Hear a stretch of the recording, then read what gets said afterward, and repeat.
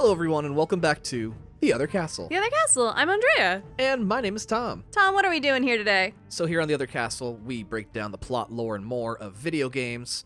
We're going to take you through the production cycle and then take you through the game itself. This week's game is one of the most requested that I've had. People are always emailing me, asking me, when are you going to do Ghost of Tsushima? Ooh, yes. I love that you're getting emails about that. I check the emails like once a week, and mostly I'm just taking out like the promotional emails our podcast has gotten on. Right. I really appreciate that you go through like the suggestions. We get really cool suggestions. We also get really weird suggestions. You know, we've gotten a couple of those pigeon games, and I just can't justify it. The pigeon dating game? Yeah. Where I don't know if you are a pigeon or if you're just dating them and it's like the Nikola Tesla thing where he fell in love with a pigeon. But man, you guys can break me down to do it. I'm just, just resisting a little bit. It's between that and Doki Doki, so. That one I actually do. I unfortunately have had it spoiled for me, but it still seems really cool. Man, the fucking pigeons, I can't get around. But to that point, thank you guys for emailing us. You can always email us at TheOtherCastlePodcast.com. Yes, that's TheOtherCastlePodcast.com. It has links to all of our socials. Every one of our episodes is up there. And you can email us through there, right? There's an email tag through there. We also just have our email address in the description below, so you can check that out as well. Yeah, so if you do have games you want us to do, and maybe they have pigeons, maybe they don't, I think I'd prefer non-pigeons, but man, if you break my spirit enough, I will do it. We did bully Tom into doing Five Nights at Freddy's at one point as a group. That's true, and also Spider-Man has pigeons, so one of your favorite games of all time. I know, but it's... I don't know if we can do it on this show, man. There's a couple of tricks to the show, right? So we talk about the production, the behind the scenes, voice actors, writers, performers, music directors. There's a couple, like Jason Graves is I am a big fan of now. He's the music director behind Until Dawn, Dead Space, like a bunch of horror games.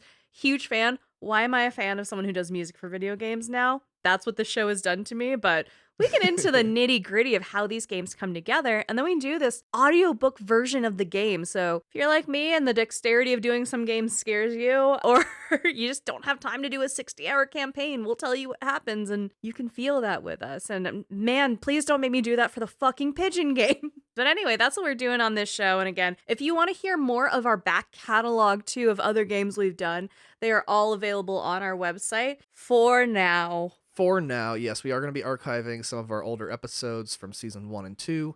Just not happy with the way those turned out necessarily. They don't represent the show that we do today. Yeah, and like we said, there's a lot that goes into the show today. Like we mentioned, everything that goes into it. Like I can name drop fucking music directors on video games now. Why is that a thing? But that's the level of detail we're bringing to you now. Some of them just don't deliver that same level of love, and we only want to give you the good stuff. But there are 2 episodes that are getting taken down that people will be like, why would you take down those episodes? And that's BioShock and The Last of Us. And don't worry, we're going to redo both of those. Yeah, they deserve better. Yeah, entirely. Straight up. Our Last of Us 2 episode is great, and then when you compare it to how we did The Last of Us 1, it's such ass. So you deserve better. We're going to do right by you very soon. Promise. But they will always be available to our Patreon members. You can find out more about that on our website or just on Patreon, looking up The Other Castle. But anyway, that's all old shit. Let's get into the new shit. Yes, because we are here for Ghost of Tsushima, and this is going to be a long one, just to put that out there. Hell yeah. Shout out to everyone listening at work.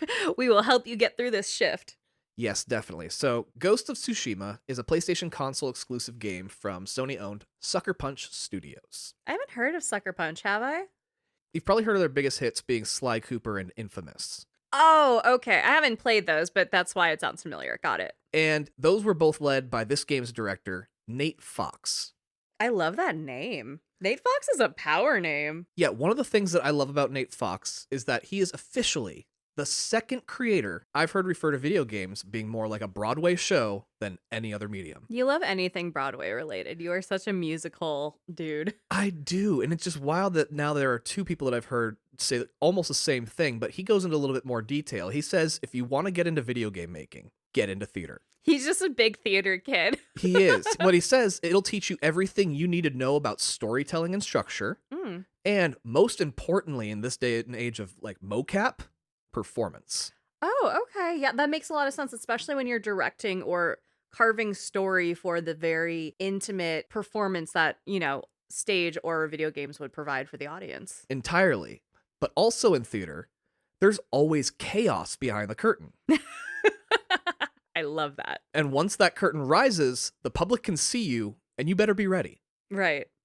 Because especially today, you will have instant live feedback on whether you succeeded or failed. Which is the audience's applause or boos. Exactly, or sales in this case. Right.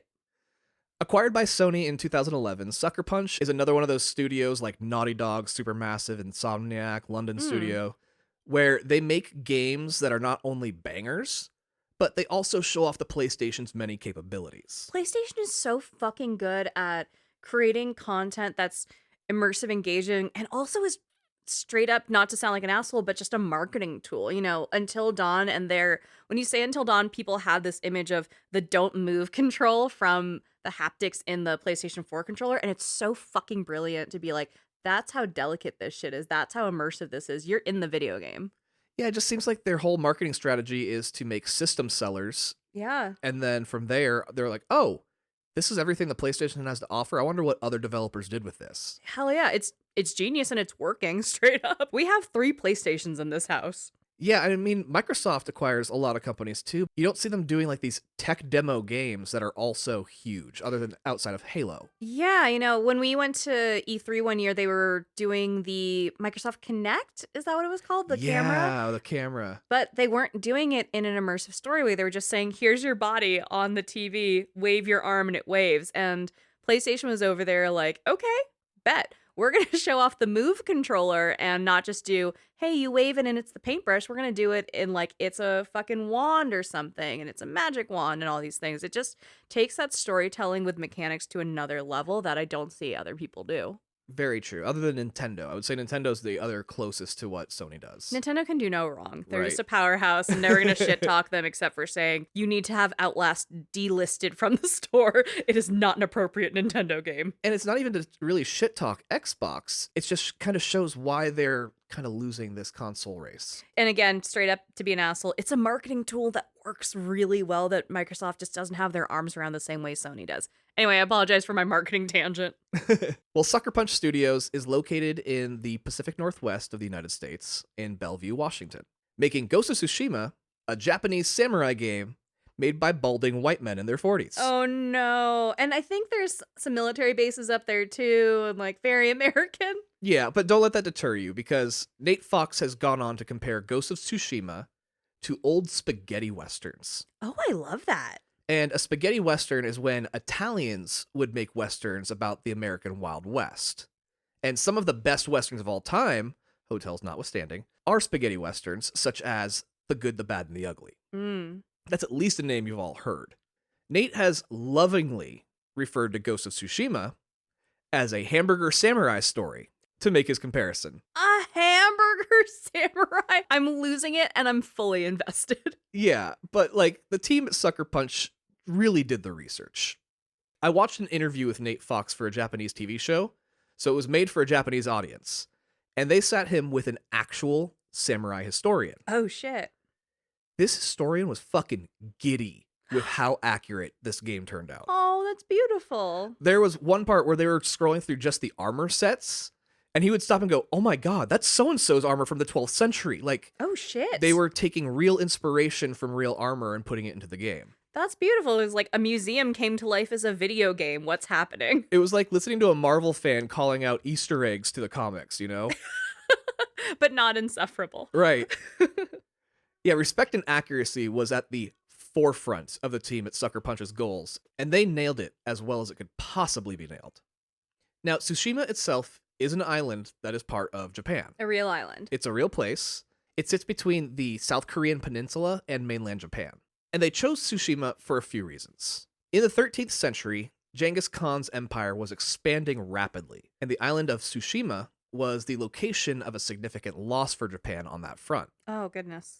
Particularly the Battle of Komoda Beach, where every single samurai on the island died. Oh, God. When the team at Sucker Punch heard about this battle, they decided to center the main story around this invasion and how the citizens of Tsushima reacted to it. Oh, God. So this is like a post-war moment. Yeah, they were going to Tarantino it and kind of give an altered history version of events. Beautiful. Once upon a time in Tsushima. There you go, exactly.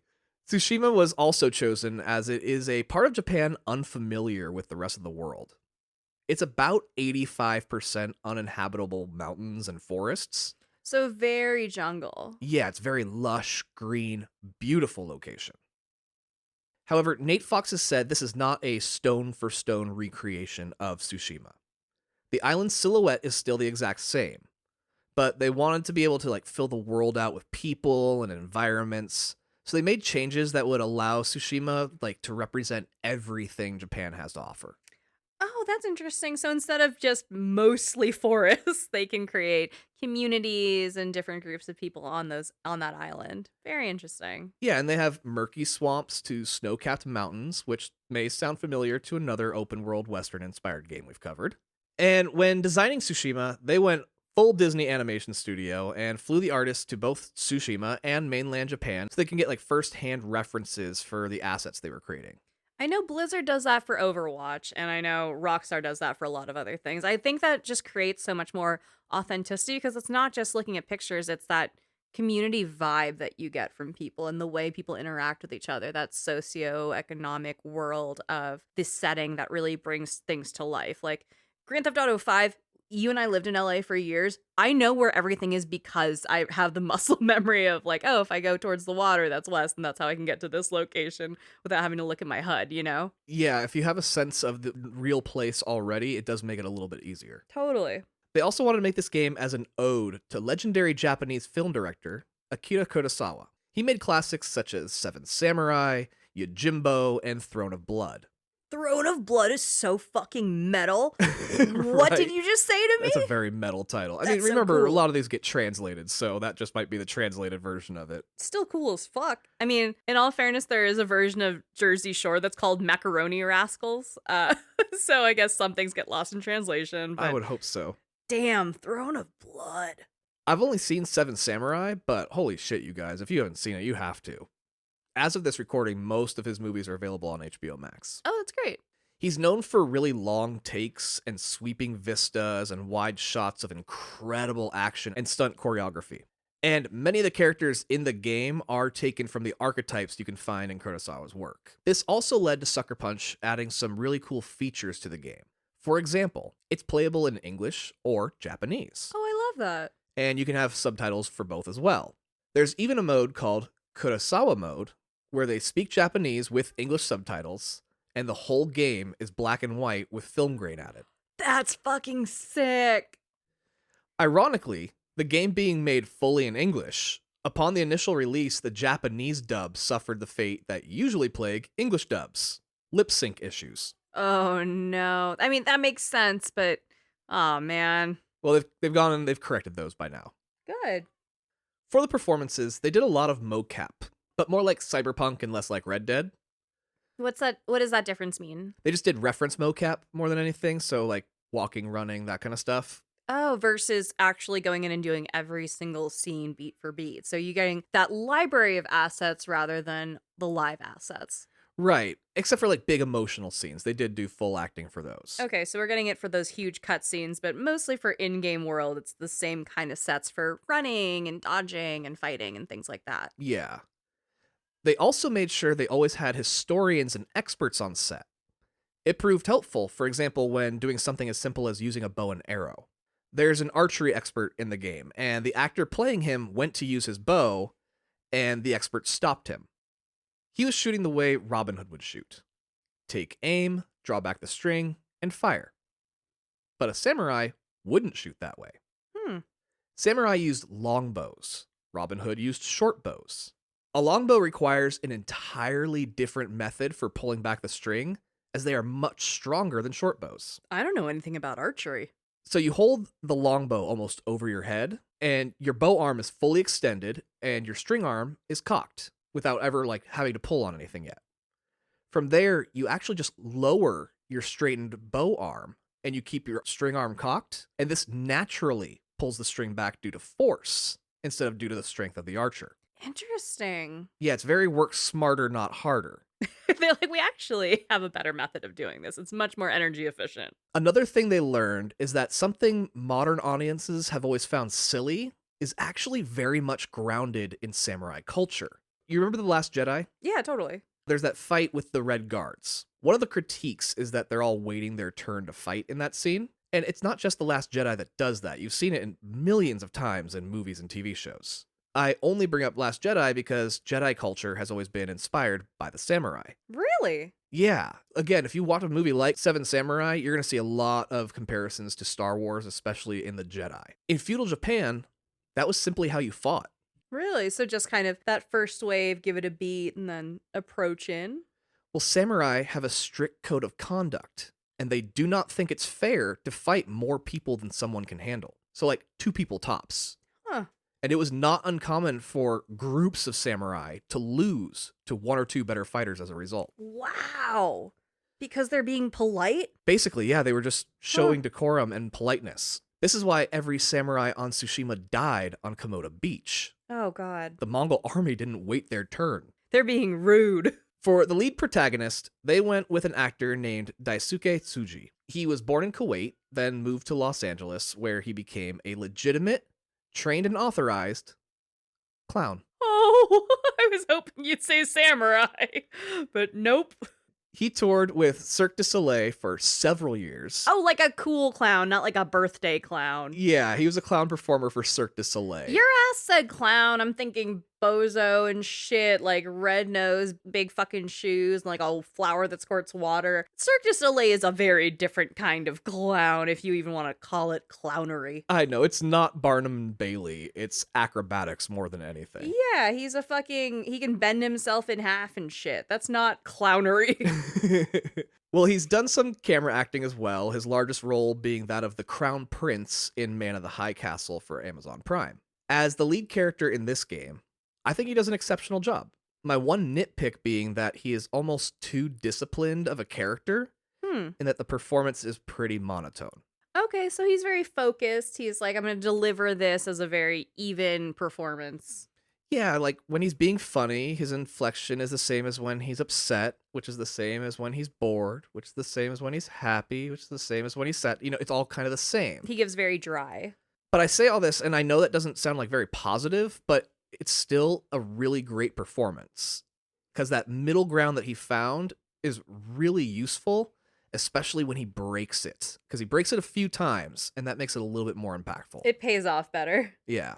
The rest of the cast was rounded out with some pretty well-respected Asian actors. However, there are different voices for the Japanese dub, as most of these actors were not bilingual. So all of the performances were captured by American performers, and then just for the Japanese audience, they got the dub. Correct. One of the intentions of the game was for it to be an anthology of stories about the inhabitants of Tsushima during Genghis Khan's Mongol invasion, which in real history was led by his grandson, Kublai Khan. In South Park Bigger, Longer, and Uncut, figure skating Olympic gold medalist Brian Boitano goes back in time to defeat Kublai Khan. Ah, yes. In Ghost of Tsushima, Kublai's cousin, Khotan, a fictional character, is leading the invasion. Brian Boitano is nowhere to be found, so we have to play as Jin Sakai instead. The name Sakai is also a dedication to comic book author Stan Sakai, who created the samurai comic Usagi Yojimbo, which is about a rabbit samurai. He said Usagi, I was like, it's a bunny, isn't it? Usagi has done many official team-ups with the Ninja Turtles, both in comic and animated form as well. Oh, the rabbit and the turtles. I love that. Yeah, it's actually how I knew who Usagi Yojimbo was as a kid. Usagi Yojimbo comics were a massive inspiration for Nate Fox, as he started rereading them as an adult when he was working on Sly Cooper, and he just fell in love with the themes of the comic. The game itself was scheduled for release on June 26th, 2020, Oh, honey. on PS4 and PS5. Both versions were the exact same in terms of specs, so it's really just the PS4 and you could play it on the PS5. Okay, fair enough. And being so close to release, COVID only had a very small impact, and they had to push the date back a whopping 3 weeks to July 17th. Oh, that's fine. We're all stuck at home. Like, oh, wait, because The Last of Us came out in like late June of 2020. So did they get wrapped up getting overlooked by The Last of Us Part 2? Aside from COVID, that's all anyone could fucking talk about was The Last of Us Part 2. No, I wouldn't even say it got lost. I think that moving off that June 26th date was probably good for them, because I think if it released in June, Last of Us 2, it would have probably gotten overlooked. Okay, fair enough. So Yeah, no, actually, probably a good tactical move to be like, let's let Naughty Dog have this week. Right, and they needed it, especially after all the controversy that was going on. Yeah, Neil is on fire. Uh, he's calling everyone, being like, for the love of fuck, stop letting things leak. Please stop screaming hate at our performers. Calm down. And then after a couple weeks, we'll pop in. Yeah, that's probably good for the news cycle. Ghost of Tsushima released to generally favorable reviews, Great. and today it maintains an 87 on Metacritic. That's very solid. Fan reviews are in the 98 to 99% though. Oh, even better. On October 16th of the same year, the game received a multiplayer option with co-op and competitive aspects called Ghost of Tsushima Legends. On August 20th, 2021, Sucker Punch released Ghost of Tsushima The Director's Cut. Less than a year later, that's actually really impressive. Yeah, and that's the version we're going to be covering. This was their cherry on top of the tasty treat that was Ghost of Tsushima. It was optimized for PS5 owners, adding the Japanese lip sync, haptic feedback, 3D audio, 4K resolution, and all the other aspects Lord Sony wanted featured. It also included a new map to explore called Iki Island, where another Mongol invasion also took place in history. And this is their final version of the game. They are pleased as Sucker Punch about it, and they've announced that it will not be receiving any more updates and that they've moved on to their next project. Don't you love that developers have to be like, we're done now? They have to definitively put their fucking sword down and say, we are moving on. Sheath their sword. Yeah, get over it. You have so much content. You have hours and hours and hours of content. It's delivered. It's debugged. Stop asking. It is just nice to see a game get completed for once. I mean, you did cover Cyberpunk last season, and I'm sure this is a welcome change from that world. Most definitely. On March 25th, 2021, it was announced that PlayStation Productions will be making a film adaptation of the game. You know, so many grains of salt when we hear these video game adaptations. We've been hearing that for every game? True, this is the same group that made the Last of Us TV series. Okay, fair enough. They also made the Uncharted movie. Ugh. So it's Sony's in-house adaptation group. That's kind of what I'm hearing, is they're like, they've been working with Naughty Dog, they're in the Sony fucking Rolodex, let's go. Sony does like to play very much within their friends. Like, they're very friendly when you're in the cycle, you know? Right. So, kind of makes sense they're using the same people. I really enjoyed the Last of Us series. I don't see anything controversial about it. I really enjoyed that. I'm sad we didn't get enough bloaters. Just throw it out there. But We all are. yeah. It sounds like a good group of people to do an adaptation. Now, does that mean they're associated with HBO? Most likely, yeah. Cool. As of this recording, cast members have not been announced. However, it still looks like we're in very good hands, as the director, Chad Stahelski, just put out a little movie called John Wick 4. Oh shit, it's that guy? Yeah, Fuck. he got his start as a stuntman in Hollywood and got his big break in the most morbid way possible. He was Brandon Lee's body double. Oh my god. He filled in for him in order to complete the movie The Crow after Brandon Lee tragically died in a freak onset accident. Holy shit. Which also pioneered the invention of deepfake technology. Really? Back then, that's kind of when that rollout started? Yeah, they replaced his face with Brandon Lee's face. Goodness. But yeah, I think the guy who gave us all 4 John Wick movies will give us a mind-blowing action movie. Frankly, he's single-handedly leading the charge to get Academy nominations out for stunt performers and stunt choreography, and I'm fully on board with that more than fucking anything. I am here for equal rights, I'm here for cannabis regulation, and I'm here for stunt performers getting recognition on a larger scale. That's my entire personality, guys. That dude's a fucking genius. He's so genius because literally 2 days ago he said, this movie will also include a Kurosawa mode. What? That's fucking sick. Right? That's so fucking cool. I'm sorry, I'm a little flabbergasted because that's so fucking rad. Good for him. He's just having fun. Hell yeah, man. Somebody understood the assignment. Hell yeah. We just have to wait a couple of years to see it. Now, in this game, you do write a lot of haikus. Oh. In honor of this game, I've written a bad one. I wrote a haiku for a game really early on. Do you remember that? I do, yeah. It's bad. Don't look for it. Get comfy, Goombas, because it is time. This is Ghost of Tsushima. Pretend I'm snapping and giving you like jazz hands. The game opens with a menu screen, asking you to set up all your preferences. which isn't rare for a game, especially these days with so many options for things like ray tracing and 4K TVs. Yeah, it's weird that you're bringing this up. Yeah, I usually wouldn't cover this part, but this one is a bit different in that you can choose all the different mode options available. This is where you're going to choose your dubs and subs, your Kurosawa mode. And while you're going through this menu screen, the background shows some of those tall, vertical Japanese flags flapping in the wind. Once you finish setting up, the menu disappears, leaving just the flags flapping, and the camera pans down from there and lands behind two samurais on horseback, riding into a military camp. All in one take seamlessly, so just go from the menu right into the game. That is off the bat so well directed. Holy shit. This is one of the most cinematically perfect games I've ever played. Titles flash onto the screen saying, "This is Tsushima, Japan." A voiceover from our protagonist, Jin Sakai, talks over the scene as the two samurai ride through the camp towards a hill's crest. He says that the Mongol Empire is invading his home, the small island of Tsushima, and that they are ruthless and power-hungry. Today, 80 samurai are going to join together and attack the literal thousands-strong Mongol forces that have just landed on Komoda Beach Oh, God. at the base of the hill. Jin knows that today he will die to defend his people. Oh, my God. Jin and the other samurai, his uncle, Lord Shimura, look down at the forces below and calculate their minuscule odds. Lord Shimura gives a rousing speech to the gathered samurai, and they all cheer. He then turns to a heavily armored man on his left and says, "Lord Adachi, go, break their spirits." Lord Adachi rides toward the Mongol forces, and we're shown for the first time their might. It's late at night, but with a full moon, we can see over 40 boats full of soldiers landing on Komoda Beach. Holy shit. It's like the opening scene to fucking Saving Private Ryan. Yeah. Lord Adachi rides into the Mongol camp and approaches a group of soldiers. He tells them to send out their strongest warrior, for he wishes to challenge them.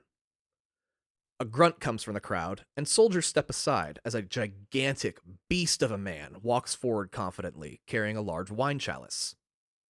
Lord Adachi introduces himself, going through his lineage like a Lord of the Rings character, and the large man just throws the contents of his chalice at a Lord Adachi without saying a word. A soldier hands the large Mongolian a flaming torch, and he tosses it at Lord Adachi, who immediately bursts into flames. Oh, my God. While Lord Adachi burns and tries to make sense of what just happened, the large man grabs a massive halberd, and with an effortless swing, cuts Lord Adachi's head off. Is a halberd a sword? So it's a pole with a giant fucking blade at the end of it. Oh, shit. With blood still dripping from his blade, the large man asks the samurai on the hill if they surrender. Oh, my God.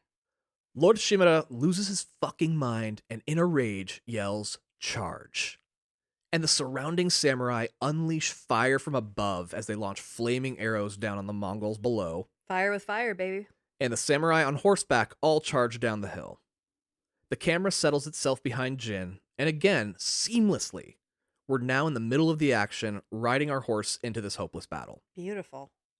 It's a perfect tutorial, teaching you mounted combat as you slash your way through the Mongol forces. Is there a lot of mounted combat? Not too much, but you can do it as much as you like later in the game. The army is responding with flaming arrows of their own. Eventually, one of their arrows hits a nearby barrel of gunpowder. Oh, shit. And it explodes, killing your horse and sending you flying to the ground. You come to and see your uncle Lord Shimura come to your rescue as a Mongol was about to murk your ass. The two of you continue forward on foot, killing the foreign invaders. Again, more tutorial teaching you the basic controls of the complex combat system in this game. The two of you break off to sneak into the main camp. You can see on the ridge up above the Mongols and samurai fighting it out, and both sides are losing.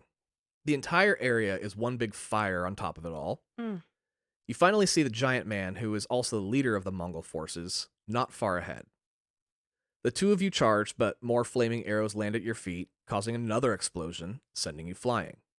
You wake up with an arrow in your back. Oh, God. And it's clear the battle is nearly over, and you are left for dead. You look up to see Uncle Lord Shimura struggling with a Mongol soldier. You also see a katana ahead, buried in the sand. A katana is a sword, right? Correct, that's a samurai sword. Thank you. I don't know a lot about swords. I'll try to use their proper names as much as possible. Oh, absolutely. Just please dumb it down occasionally for me. And just for any other non-weebs out there. Hmm. So yeah, You see this katana, and it's buried in the sand, and you start heading towards it. As you do, another arrow flies into your back, Ugh. knocking you to the ground, and you are just drenched in blood. Oh, God. You pass out just as you reach the sword in the sand. We next see the giant man approaching Lord Shimura, who is on his knees being held captive by 2 soldiers. The large man introduces himself as Khotun Khan, cousin of Kublai Khan, and grandson of Genghis Khan. But, like, honestly, who isn't related to Genghis Khan? I think we all are technically. I think if 23andMe has taught us anything, We're all related to Genghis Khan. we're all in Khan, yeah. He explains why the Khan Empire is able to spread so fully. Khotun has studied everything about Tsushima before ever stepping foot here. He knows every village, every resource available, the language, and its different dialects. He knows what he can easily destroy and what he needs to maintain. So he asks, once more, if the samurai surrender. And Lord Shimura just stares him down. Hell yeah. Khotun nods and stands, drawing his sword. With a forceful swing to the head, the screen goes black. That's the fucking intro? Oh, we're not even through the intro, even remotely yet. Jesus. You once again see Jin lying on the beach, with 2 arrows in his back, and his hand near the samurai sword. You are prompted to push X, and when you do, the wind kicks up, and red Japanese maple leaves float into the scene, spinning around your body and the sword at your hands. Jin's hand goes from limp to fist, and the screen goes black again. You wake up on your back, far from the beach, on a mat of leaves, and you've been bandaged up. You're still hurt, but recovering, and there's a campfire nearby. You wonder, how did you get there? When you hear a horn sound in the distance. You peer over the ledge of the hill and see a village below burning. Oh, God. You sneak into the village, seeing Mongols killing civilians and burning homes. You manage to find your armor in a nearby hut and put it back on. You exit the hut to see that the Mongols have clearly won. This village is all but destroyed, and they are killing everyone in sight. Oh, my God. A woman comes rushing at you and pushes you back inside the hut. She asks if you're healed enough to run, and you say yes. You ask about your sword, as it wasn't with your armor. She doesn't have your sword with her. She says she will help you get it back, though. But first, you need to hide, as a Mongol comes pounding on the sliding door.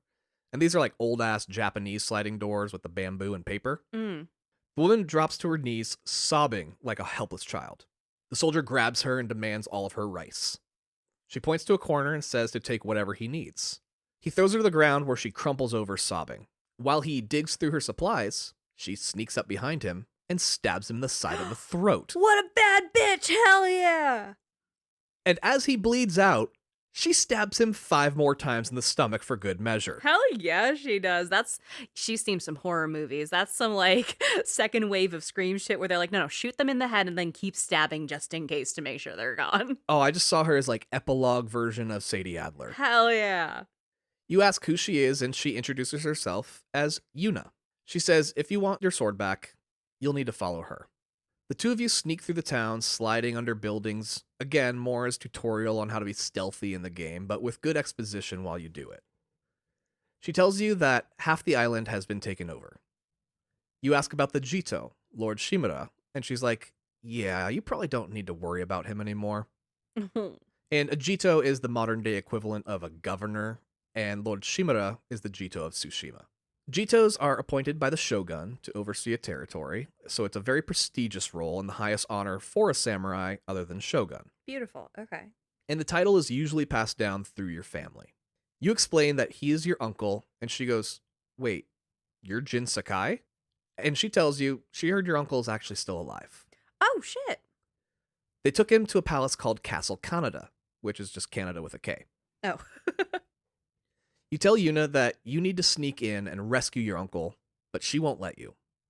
She only saved you because she needs the help of a samurai, and that since she saved you, you need to do what she says. Either way, you still need your sword, and the 2 of you continue sneaking through the camp together.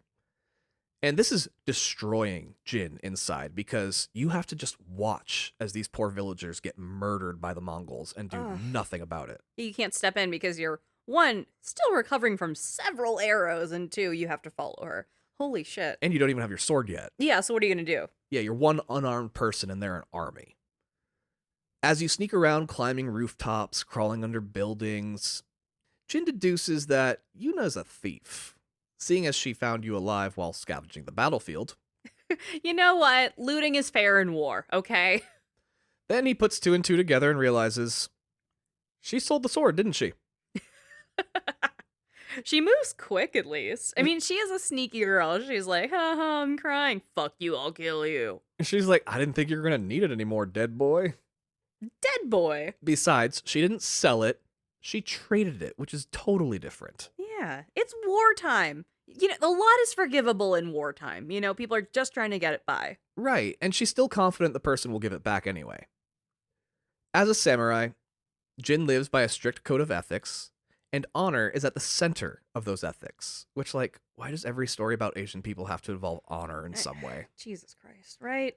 But it is actually a very real trait and point of order for the samurai, so it's at least accurate here. Okay. This isn't the stereotype, this is the standard. Right. Yuna, on the other hand, is a sneak thief, with very little code of honor or ethics, and you can start to pick up on their differences of opinion on the matter. I like her a lot. You find the home of the man who has your sword, and Yuna looks in and is all, well, he's dead. Oh no, so the sword's up for grabs then. Yeah, she says search his home to see if you can find the sword is still there, and you manage to find it. Jin unsheathes the sword just to make sure it's still in one piece, and he's instantly taken back to being a young boy on the first day that he swung the sword. And Jin's probably about 12 years old here, and he excitedly swings it about like he's fighting an invisible army. He's in a big dueling circle where samurai practice their sword work, which is maybe like a 50-foot radius. A Japanese maple hangs over this dueling circle, and its red leaves are falling and cover most of the ground. Lord Shimura is there, and he laughs as his nephews play with this weapon of war. He says that your father's sword is not a toy. It's his father's sword. Oh. Yeah. And that it has ended wars, along with the lives of the soldiers in those wars. Oh, shit. He sees you have a black eye and realizes why you were playing with your dad's sword, Oh, no. and promises to teach you to defend yourself. And he teaches you some of the more complex controls of the battle system using wooden practice swords. During this training, he quizzes you, giving you scenarios as a warrior and how you can handle them. And you actually get choices in this. There are answers he considers correct and answers he considers to be cowardly, or not the way of the samurai. Even if your opponent doesn't fight fair, it doesn't matter. A samurai always fights fair regardless. In an earlier episode, I talked about being fascinated by all the different types of tutorials and how some are arenas, some happen in the story. Yeah. And this game actually pulled off a hybrid version. It sounds like it. Yeah, it teaches some things in the story and some of the more complex features in a training arena, and they do both really well. I also thought this game would feel like Red Dead Redemption 2 in a big way, probably because of like horses and open world. But especially here in the combat system, I started to realize this game is a lot closer to an Arkham game or Spider-Man, with a very, very complex battle system that requires specific weapons and combos based on the type of enemy you're fighting. Yeah, and your environment, I'm sure, as well. Yeah. As training ends, Lord Shimura asks you the 3 virtues of the family code. Jin says, loyalty to our lord, which is the shogun, not like Jesus or anything. Yeah, it's more like loyal to the soil. Control over our emotions. And of course, honor, which means to fight bravely and uphold the legacy of Clan Sakai. Uncle Lord Shimura is like, good, you remember what your dad taught you. Oh. What does it mean to you, though? And Jin says that honor means protecting people. You have a great responsibility to those who can't protect themselves. And being a samurai comes with great power. With great power, great responsibility, baby. Exactly. The samurai code is not easy to live by, and Lord Shimura himself struggles daily to live by it. But for the reputation and endurance of Clan Sakai, we all must strive to live by it. The scene fades back to adult Jin, as you fully unsheath your father's sword, ready to use it to end another war. As a man loudly walks up from behind you, you hold the sword over your head, and you can see the light reflecting off of it and over your eyes, as you ready yourself to end this dumbass's life. Hell yeah, get him. After you do, Yuna takes you to find some horses that haven't been killed or taken. On your way, you see some Mongols, and she tells you to sneak up and slit their throats from behind. You say no, that's against your code. Instead, you step out and challenge them directly. This teaches you one of the coolest gameplay mechanics they offer. Through the game, whenever you encounter a group of Mongols, you can challenge them to a duel. It's like what Lord Adachi tried to do against Khotin at the start of the game. Right. It's kind of a QTE, but it's more of a slow time event. Oh. Anyway, it's a way to kill up to 3 or 4 of them in a single move, and it's all in slow-mo, and blood flies everywhere when you do it. That sounds awesome. It's like Samurai Deadeye. Yeah, kind of Samurai Deadeye entirely. And if you fuck up, you just go into the fight injured. Oh. You hear from a villager you saved about a place called Golden Temple that is still free from the Mongols, and you send them there to set up a safe space for survivors. Yuna saved you because her brother Taka is being held captive by the Mongols. Oh no. He's considered the best blacksmith on the island, and they want him to make weapons and armor for the Mongols, or they'll kill him if he refuses. Holy shit. You promise to help Taka after you save your uncle from Castle Kaneda. And just to make sure you keep your word, Yuna tags along. She's like, yeah, but I'm going to keep eyes on this because I'm a little sneak thief and I don't trust anyone. When you find some horses, you point out that they are samurai horses. This means they are well trained and obedient. Yuna tells you to choose one and to name it. You're given 3 options. Nobu, which means trust. Kage, which means shadow. Or Sora, which means sky. I've only known Nobu as the sushi place. It's interesting to know what that word means. Right? That's pretty neat, huh? It's I'm not like- just his name. No, it means expensive sushi. Of course, as a massive Kingdom Hearts fan, I named my horse Sora. Of course you did. We see an Indiana Jones-style map journey of a black line going over the terrain of Tsushima Island as the two of you ride to Castle Kaneda. I like that as the fast travel mechanic or visual that you get instead of just kind of like trotting along. Castle Kaneda is built into the side of a mountain, and there are sections connected by bridges as different mountain peaks contain different parts of the castle's like surrounding encampment. The castle itself is isolated, and the only entrance is via a 200-foot-long bridge. Holy shit. And you fight through the encampment to the bridge. You tell Yuna to ready the horses. Once you have Lord Shimura, you're going to need to tear ass out of there. Absolutely. Since Khotin humiliated the entire samurai army by killing Lord Adachi with fire, you plan to confront Khotin face to face still, but skip the introduction part and just strike without warning. Hell yeah. With the blood of his men dripping from your sword, you yell out for Khotin Khan to come out to the bridge and fight. He walks out with his helmet off, as he was celebrating his victory over your uncle. Oh, fuck you. And since he's so far away and hardly protected, you go ahead and introduce yourself anyway. Khotin says that he has heard all about you from Lord Shimura, and then he brings your uncle out tied up. Oh. He says he wants your uncle to watch, as he makes you beg to join the Mongol army. It's like they had a checklist of how can we make this dude seem like an asshole, and they just went right down. Is he also eating an apple and shit? Like, it's giving villain. He grabs the halberd he used to behead Lord Adachi, Oh. and the two of you face off. And this game does have a new game plus mode, and even with an endgame level Jin Sakai, you can't beat Khotin. Really? Oh, shit. It ends in him getting the better of you no matter what.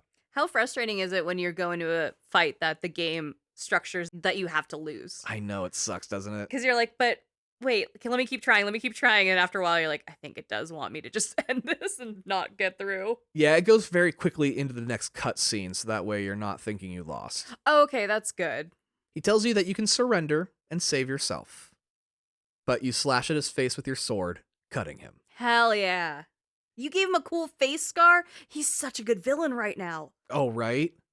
And he easily picks you up and tosses you off the bridge. Oh, that's creepy. What the fuck? And you fall the 300 feet to depths below in a beautiful wide shot. Mm. And the screen goes black. Jin's voice comes over the black saying that he once again failed. And we're taken to a scene.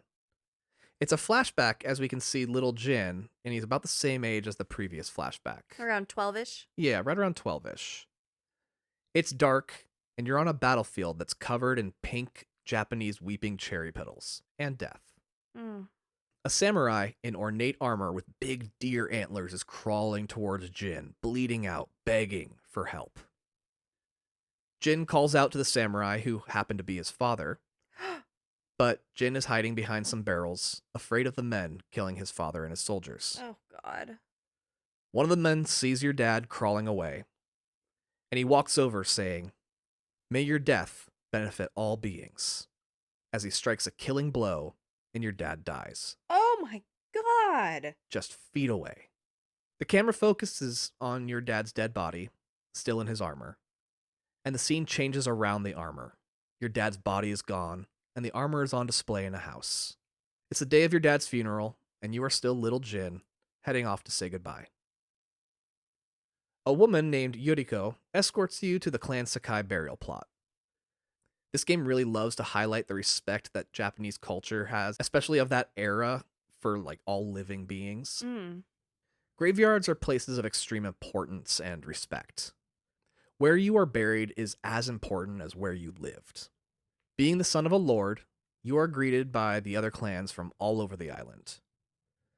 Because while your uncle is like a governor, your dad was more like a mayor, but a mayor of the largest city. So you're just in like a very highly politicized family. Like, of course, there's a lot of respect and reverence for the death of your father. Correct. And it's actually a lot closer to like Renaissance era England and Scotland and how land governorship worked. You're about as Nepo baby as they come. In like the most loving, respectful way possible. Right.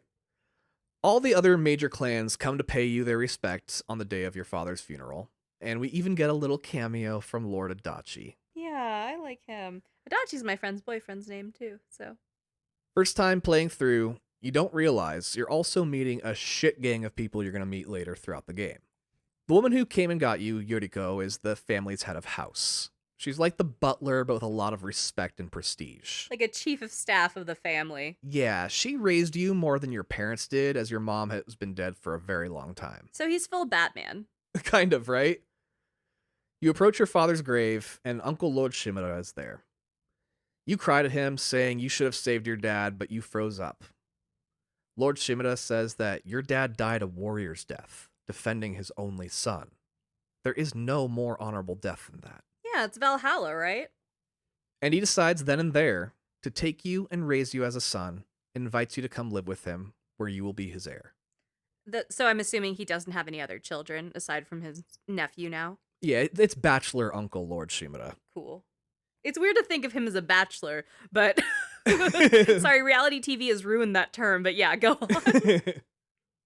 You wake back up as adult Jin, walking on a beach, dazed, confused, and lost. You landed in water when you got thrown from the bridge, and have once again said fuck you to death. You drop to your knees and clutch your sword. You ask your sword for your father's guidance, asking how can you save Lord Shimada. And with that, the wind picks up and blows. And you can see sand get picked up in the wind along with cloud-like wisps and leaves. So you get up and head in that direction. Because that's how you navigate in this game. You don't get a compass. You get your father, the wind, to guide your way. That's beautiful. Also terrifying. Why is that terrifying? There's ghosts saying go left and shit. That's scary, Tom. This is the most mystical aspect of this game, though, to be fair. Okay, so it doesn't get weirder from here. No. Anytime you want to know which way to go, just swipe up on the touchpad in the center of your controller, and the wind will blow in the direction you need to go.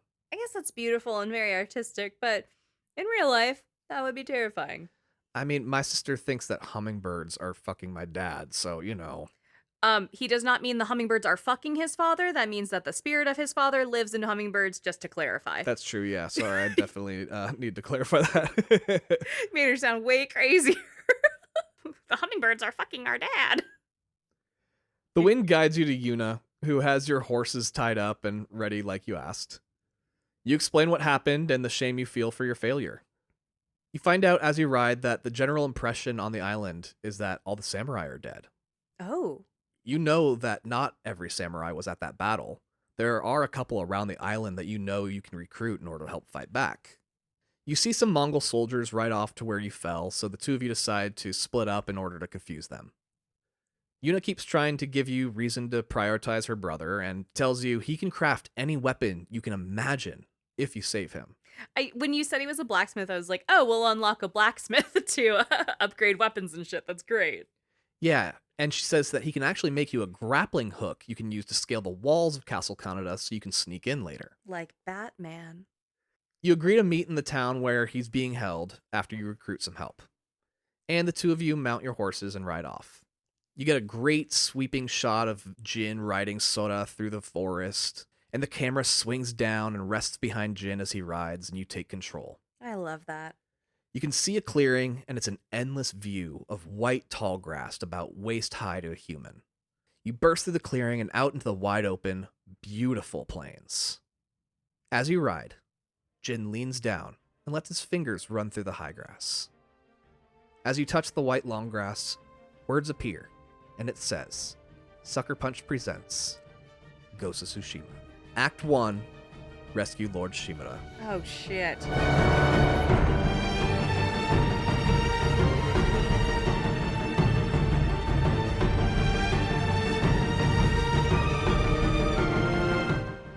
Wow! You almost died twice by the time we get to the fucking opening credits scene. Ooh, girl. Oh, that was just the prologue, Goombas. Damn. Now you're free to move around the island. However, pulling up the map, you'll see it's divided into 3 sections. Basically a top, middle, and lower third. We're in the lower third, and the path to the middle third is through Castle Canada. You get kind of segmented into the thirds as this game progresses. There are small villages, temples, outposts, and forts spread throughout the map, and you have to liberate them of any invaders. So this is an open world game, right? Very much so. Okay. In these villages, there are side quests and collectibles like any good open world game has. There's also a ton of open world to explore, every bit as beautiful as the best of Red Dead Redemption 2. In this open world are a bunch of different types of collectibles to help you level up and progress. For example, there are foxes you can interact with. The foxes lead you to shrines, and at these shrines you can find power-ups and trinkets. You can also meditate in beautiful places and write haiku poems. But none result in you losing your arms, legs, ears, and eyes like poor Pooh in Earthbound. Are you able to read the haikus, or is it just you see like the scene of him writing and focusing and thinking? Oh no, you write them yourself. Oh, that's So, fascinating. For each line of the stanza for a haiku, you're given 3 different options. Huh. Okay, so it's not just open fucking essay style. They're like, okay, you can structure this. We will give you the correct stanzas with the correct syllabic format. Yeah, because when you meditate, it'll give you a prompt of like, meditate on death, meditate on honor. So it gives you kind of a prompt of what you're going to meditate about. Yeah, And then, yeah, you can kind of build the haikus with their selections. that's really neat. You can also bathe in hot springs around the map and increase your max health. Can you see your own butt? You can see Jin's butt. Hell Yes. yeah. I will play this now. He gives good butt. Ooh. One of my favorite elements of this game, weirdly, is looting and collecting herbs and shit. You hate that. I know, but unlike a hyperreal game like Red Dead 2, you just receive it. It just kind of floats over to you and you're like, ah, It doesn't even Inventory. float. It's just magically in your shit. it's just there. Yeah, instead of hopping off your horse, going into nature mode, finding the herbs, physically pulling them up out of the ground and putting them in your satchel. You just, in this game, hit R2 and it's in your fucking satchel. It is very tedious in Red Dead. And you have to like identify them and shit, and you see Arthur like painstakingly pulling them out of the ground and being like, yep, that's a fucking root. You can be going full speed on your horse, just hit R2 and you got the shit. Okay, that's fucking sick. One of my favorite environmental details of this game is the weather system. You love the weather? Yeah, because Jin can more or less control the weather by playing a song on his wooden flute. He can control the weather. Well, his dad's the wind. Oh yeah, and he's the fish in Lilo and Stitch. Love it. Being a Sony exclusive title, they really loved to show off the peripherals this system had to offer. Of course they do. Sony just, they're here to flex, if anything. Between the haptic feedback of the DualSense controller and the 3D audio of the headset, it feels like you're playing the flute. And you can hear it actually coming from exactly just below your lips. Oh, that's fucking crazy. And in your hands, you can feel the air travel through the flute via the controller. I feel like you had me check something out while you were playing this. Yeah, I was doing that. I was playing the flute. So I was like, you just need to feel and hear this. Just close your eyes and you'll be Jin. It was eerily immersive, and I knew nothing. I was like, I don't know what the fuck you're doing, but this is cool. Also, this game's armor system is stat-based. And the stats differ based on the type of gameplay style you want to employ. Over time, you'll have an armor set for archery, one for stealth, one for sword fighting, one for dueling, one for using tools like smoke bombs and kunai, and one for just exploring the map.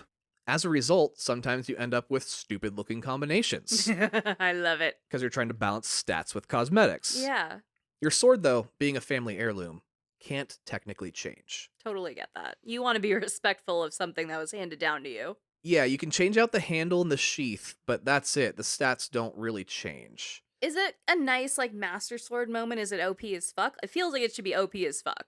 It's just a sword. Everybody has the same sword. Oh. Sometimes your different designs that you can get on the sword will give you like little boosts, things like that kind of stuff, but it's not too many big changes. Your sword also always has an accompanying knife. That's basically a mini version of the sword, and it's called a wakizashi. And again, this is an area I expected to feel like Red Dead, and really, I don't know why, but it again plays more like a Spider-Man or Arkham game. And I mean that entirely as a compliment.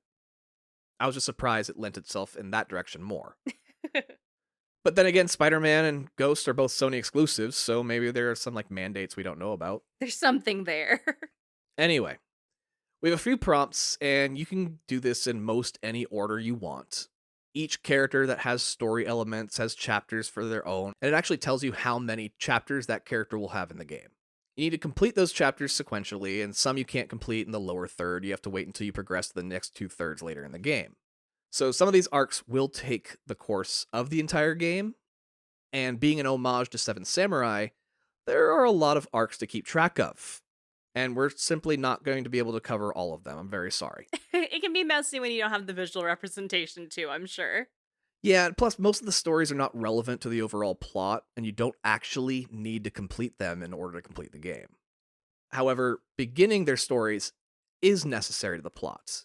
It's only finishing them that is not. So I'll do my best to make it clear. You go to the village to meet Yuna, and you find her going full Sadie Adler as she kills the last of the Mongols keeping the village hostage. She says that the surviving villagers told her the Mongols took her brother upriver to a camp near Castle Kaneda, and the two of you need to set off to chase after them. Do you like that she was just killing time by killing people? She's like, well, homeboy's gotta go figure his shit out, so I'm going to murder and loot and murder. That's my whole deal. Yeah, I love Yuna so much for that.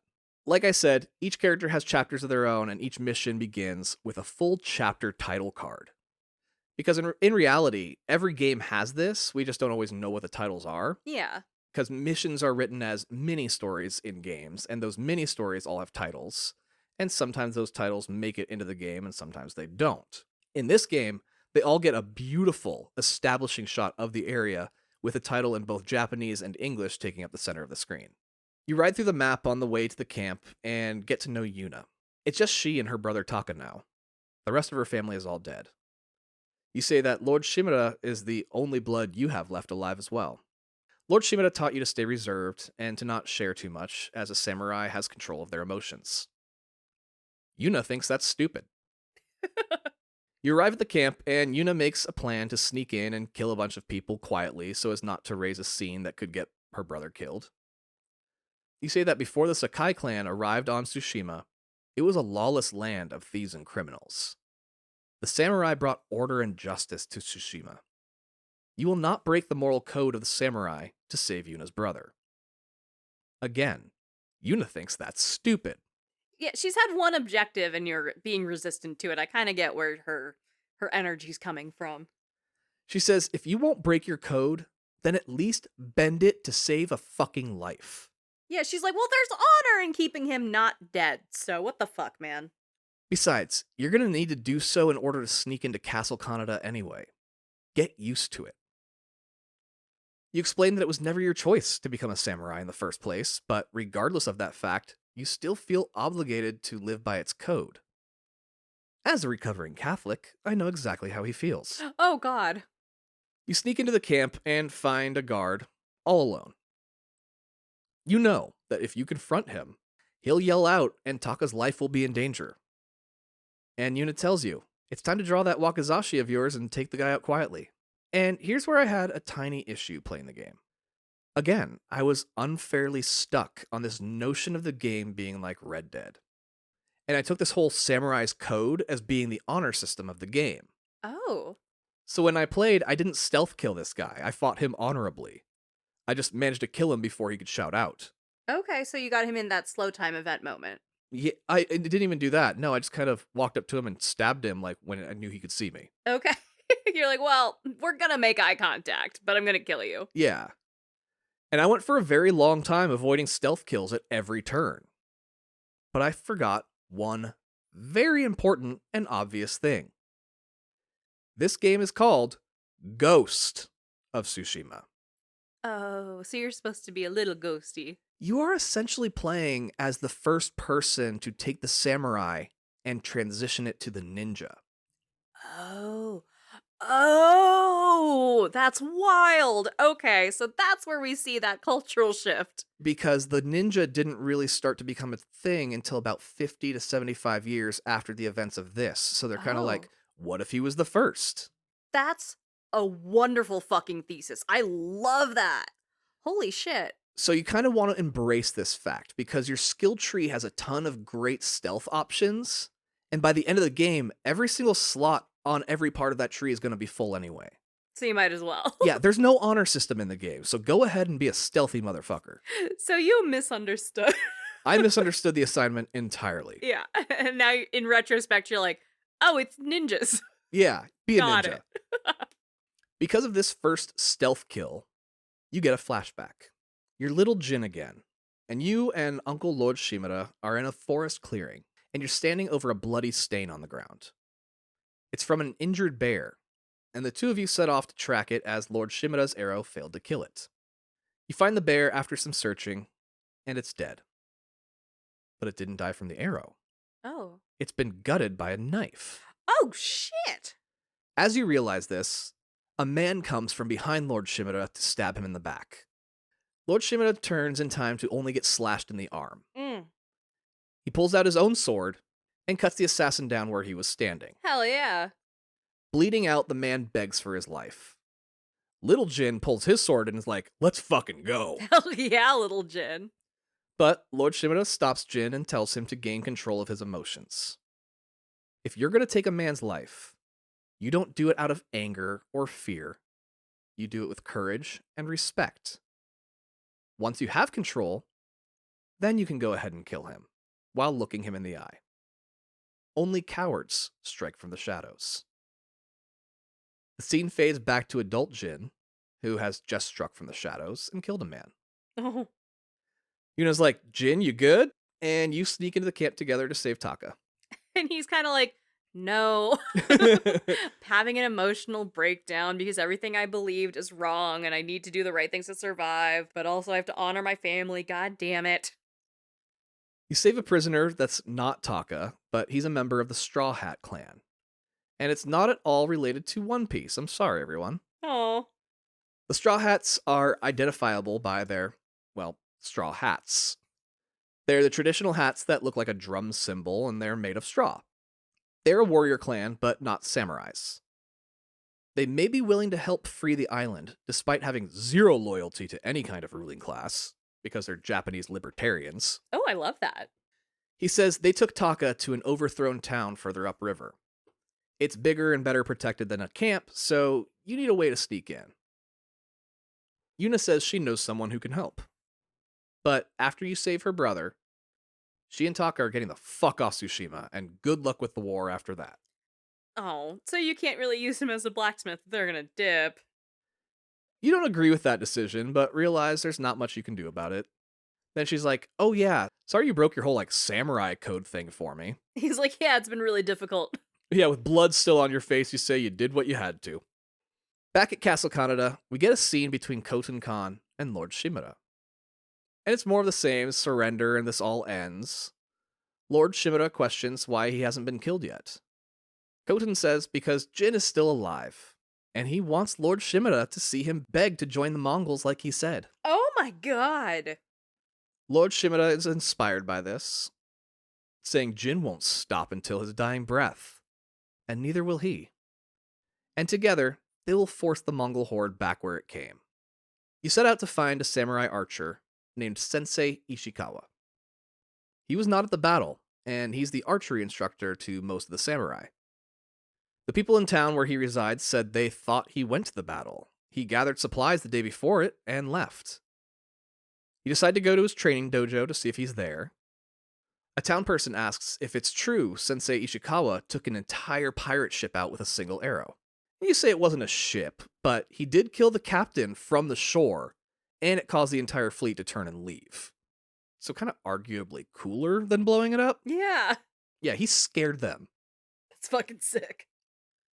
Regardless, he's retired now, so nobody expected him to fight in the war anyway. And it's implied that retirement is not a noble thing to do for a samurai. Huh. At the dojo, you find an arrow that has been removed from a person's body, and blood everywhere. Oh, Jesus. Then you find bloody footprints going outside. You track them to a little house up the path, and Sensei Ishikawa is inside, bow drawn and ready to fire. He was ready. He sees you and is like, "Oh, it's baby Lord Sakai. Baby Lord Sakai. Why are you here?" You ask why he wasn't at the beach, and he says that bandits attacked the dojo just as he was about to set off. And you're like, cool. So after the 2 minutes it took you to deal with them, what did you do next? And Ishikawa insists he was making sure they didn't return with more men. Jin said the math ain't math, and like, we could have used you, buddy. He wants to help you get your uncle back, but he's missing a student, and he needs you to help find them first. You agree to help him find the student in order to get him to help. As you track the student, Ishikawa reveals their name is Tomoe, and that they're a woman, which is kind of unheard of for a samurai to teach a woman how to fight. Okay, so this was a unique situation. Yeah, because you're like, okay, sometimes rich women get to learn cool stuff. Is that what this is? And he says no. She's a peasant woman, and she can outshoot any samurai he's ever met. He said she's not rich, she's just a bad bitch, man. She's a regular Katniss Everdeen. Hell yeah. You track her to an abandoned campsite. There's signs of a struggle. It's as if she tried to ambush the bandits that had attacked the dojo, and they overpowered her and took her captive. Oh, god damn it. Because her quiver of arrows was found in the campsite, and Ishikawa gave that quiver to her personally. She would never leave them like that. While tracking her, we find out Jin tried out to learn under Sensei Ishikawa, but he just wasn't good enough yet to join his class. Oh, so he's like, this girl must be fucking great, because my ass couldn't get in there, and I'm a whole ass samurai. Yeah, and here's the thing is that it wasn't a no, it was a not yet. Come back later. But Jin convinced himself that it was a no. Oh, buddy. Ishikawa says Jin had what it takes to become that good, but stubborn-ass Jin never went back after actually getting better on his own, thinking he didn't need stupid old Sensei Ishikawa anyway. So he's got a little ego on him. A little bit. I mean, that kind of goes hand in hand with being a samurai, I think. Yeah. Just that stubbornness of like, fuck. All right. I can do anything. Yeah. But now that you're here together, you start taking pointers and start learning from Sensei Ishikawa as you track down his missing student Tomoe. That's a clever tutorial bit. Yeah, entirely. You make it to a fort where Ishikawa believes Tomoe is being kept. And remember how I said the different armor you wear can be used for different gameplay styles? That's right. In this game, you will use every single gameplay style as you progress. That way you're not always playing stealth, not always doing sword duels. Every mission is designed around one and sometimes two different fighting styles. So you have to be very adaptive to whatever the situation calls for. Yes, that's a perfect way to say it. And fortunately, changing armor can be done on the fly. Nice. You can literally just pause in the middle of a fight and change your entire outfit and weapon loadout whenever you want. Oh, that's the dream in just life. I love Right? that. I think your D&D character can do that. Yeah. My D&D character got jumped and I just got like the cloak of many outfits. So now I'm just like, I'm wearing Blake Lively's Met Gala dress from 2017 and we're in a full fight. And that's all I have to contribute. Obviously, this mission is an archery mission, and you rain down arrows on the enemies below. When you overtake the fort, You find all of their prisoners, and they're all dead. Oh, no. Tomoe, though, is not one of them. Oh, thank God. I was scared. Why would you do that to me? But every single dead prisoner was killed with arrows. Baby girl, what you doing? With her missing, you figure it means she must still be alive. As you search the fort, you find an archery practice range. In one of the targets, Ishikawa recognizes the arrow style as the one he taught Tomoe how to make. He was like, that's my girl. Jin gives her the benefit of the doubt, saying the Mongols must have taken her gear. And Ishikawa points out that the arrows are all very tightly centered on this target compared to the other targets around, where they're scattered. So she had time to do some target practice during all of this? Well, he at least says only she could have fired these arrows. Still, you assume she must have been forced to teach the Mongols her skills. But that hope is dashed upon finding her nice, quaint little bedroom, where she was clearly taken care of. Oh, man. You hear someone struggling outside and find a dying prisoner. He says Tomoe was a prisoner, but they set her free, and she joined their ranks. Oh, God damn it. And showed her loyalty by killing the other prisoners, Oof. including him as he finally dies. Sensei Ishikawa reveals that there were no bandits. He and Tomoe had gotten into an argument. He really had to backtrack and be like, okay, so I kind of was bullshitting you. Yeah. Oh, he's kind of a dick. She was the one that attacked him. He's a teacher, and he's a hard teacher. And he was supposed to be retired, but she was too special not to teach. And now, she's teaching his way of the bow to the Mongols, and he can't be responsible for that many deaths. Ugh. Ishikawa agrees to join the fight if you agree to help him hunt her down after. As I said before, with each of these people we're going to collect, after you get them on your side, you can technically never complete these side stories. So you could just go on without killing her. Correct. Or hunting her down, anything. Wow. Because each one has some need for Jin's help, and it's kind of a quid pro quo situation. But I think it's kind of rude to introduce these characters and not complete their stories, because this episode's already going to be long as shit. So, here's a quick breakdown of how the Tomoe story concludes. You become another student of Sensei Ishikawa while you hunt for Tomoe. And you start to realize he's a fucking asshole of a teacher. He's like, I'm not saying I justify and understand why she turned on you, but dude, you're a dick. Yeah, while on missions, he keeps getting innocent people killed. Oh, God. And then he just kind of shrugs it off. Okay. Heartless. And like you said, you start to realize why Tomoe would get into a fight with him, as you are just not agreeing at all. During a face-off with Tomoe, she explains that she tried to get out of being his apprentice, and that's why they fought the night of the invasion. She got caught by Mongols and only got out of it by teaching them how to shoot. The prisoners she killed was in mercy, because they were going to burn them alive. Oh, God. And she just wanted to put them down quickly instead. She's like, you're dying regardless. I'm going to save you the hours of agony. Right. Fuck. She and Sensei Ishikawa never really make up, but the three of you do team up for one mission to kill a bunch of Mongols on the beach, and she steals a boat and sails off to start a new life. Good for her, honey. It's a toxic environment. Get out of there. Entirely, but please don't at me because I didn't cover every little detail. There's a lot of details to cover, but also, if you love it so much, play the game and discover it for yourself. Yeah, god damn it. Yeah, it's a wonderful experience. Anyway, you need more samurai on your side, and Sensei Ishikawa tells you to find Lady Masako Adachi, the now widow of the late Lord Adachi. If she's alive, she's every bit as good a warrior as her husband was. She was just never allowed to be a samurai. Like Jin said earlier, sometimes rich women get to learn cool shit. It's their eccentric hobby is like weaponry. Yeah, and Lady Masako is one of those rich women. Instead, she trained the women of her clan to be warriors. Oh, that's fucking sick. And the women of Clan Adachi are considered to be the bravest on the island. Hell yeah.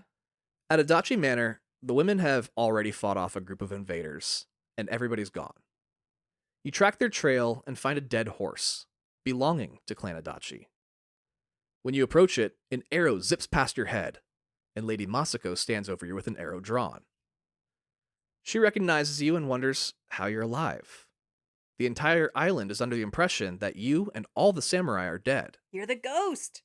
She hadn't heard about her husband yet, and you tell her that he died a warrior's death defending Tsushima. Oh no, that's so sad. You have to be the one to break it to her. I know. You don't really tell her how. You just say, he fought with honor. You don't tell her that he got the deconstructed Molotov cocktail. Deconstructed Molotov. Like if it was served at a gastropub. That's really good. No, it's not. It's very sad. She mourns her husband and with him all of Clan Adachi because they're also all dead, killed by raiders. Oh god, she's all alone. The raiders who attacked the manor and killed everyone here were Japanese. Oh shit. Not Mongols. Oh no. Some of whom were her own people. What the fuck? She only barely escaped alive, and she wants to know why. You know what it's like to be the last of a clan, and agree to help her find out why these raiders and her people turned on her. She says they killed her entire extended family. Oh shit. Her sister, children, Oh. and all her grandchildren. What the fuck? She only just finished burying them. After honoring the dead, the two of you ride off for Golden Temple, that sanctuary for survivors we keep sending people to. Yeah. When you visit this temple and others like it, you can run into people that you've saved and they'll thank you and sometimes give you items and shit to help your cause. Lady Masako is worried she might see a traitor there and asks you to find a monk named Sogen and to tell him what happened to Clan Adachi. Yeah, she's just been double-crossed a lot. Like, it's reasonable she's a little apprehensive. Yeah, she says that he'll be able to tell you if it's safe for her to enter the temple. When you tell him the story, he offers her refuge. You relay the message, and she says that Sogen is full of shit. He visited her home the day before the attack. He never visits. So the attack happening the following day, that's a big red flag. He was obviously on a scouting mission. She wants to track him now that he knows she's nearby to see what he does. She's like, he's going to an hotel. He's going to get some fucking people to jump me. Let's keep eyes out. And the two of you follow him as he sneaks out of the temple. While tracking, you're like, you just wanted him to know you're working with a samurai, didn't you? Bitch can flex. She's like, fuck yes, I did. And Sogen eventually sneaks off to a camp of thieves and bandits who are taking advantage of the chaos of the Mongol invasion to steal from their neighbors. It's all Yuna's friends. No, she doesn't know these people. Oh, okay. But, like, she would be friends with them. She probably knows at least one. Okay. Yeah, not just steal from their neighbors. In some cases, wipe an entire bloodline off the face of the earth. Oof. You kill the bandits and find Sogen hiding in a building. Lady Moscow confronts him, asking why he did that. And Sogen says he's just trying to embrace the new world. The old families aren't going to be in charge anymore, and they need to be removed. This is sending Lady Moscow through the fucking roof. Absolutely. His reasoning was, shit's different now. You know, shit's crazy. And she's like, I just buried everyone I know. Fuck you. And you keep holding her back, saying you need to know who he works for so you can hunt them down. But Sogen says that times they are a-changing, and that those in the way must be removed.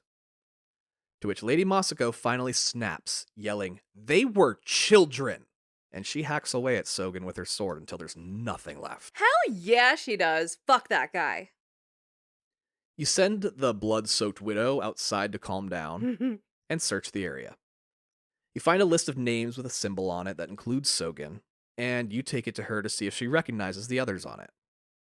Lady Moscow says the dead men outside have the same symbol, but she doesn't recognize it. Oh.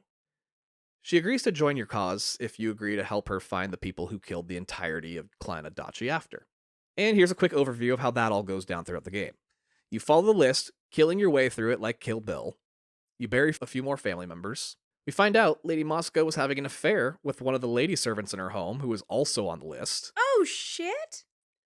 And the list leads you to the betrayer, which happens to be Lady Masako's sister, Dun, dun, dun. who Lady Masako basically forces to unalive herself for her betrayal. Oh, God. And that all happens over the course of the game. She's an important character because we need her for the battle. But yeah, that's the end of the Adachi line. Dramatic. As you are starting to accumulate your crew, you still need more warriors and decide to pay the Straw Hat clan a visit. This group of individualists. With the matching hats. Yes. Going off a lead you got from the first straw hat you met, you go to the area where they're said to be inhabiting. You find a hat on the ground in the woods, and a Mongol runs up behind you, sword drawn and with the advantage.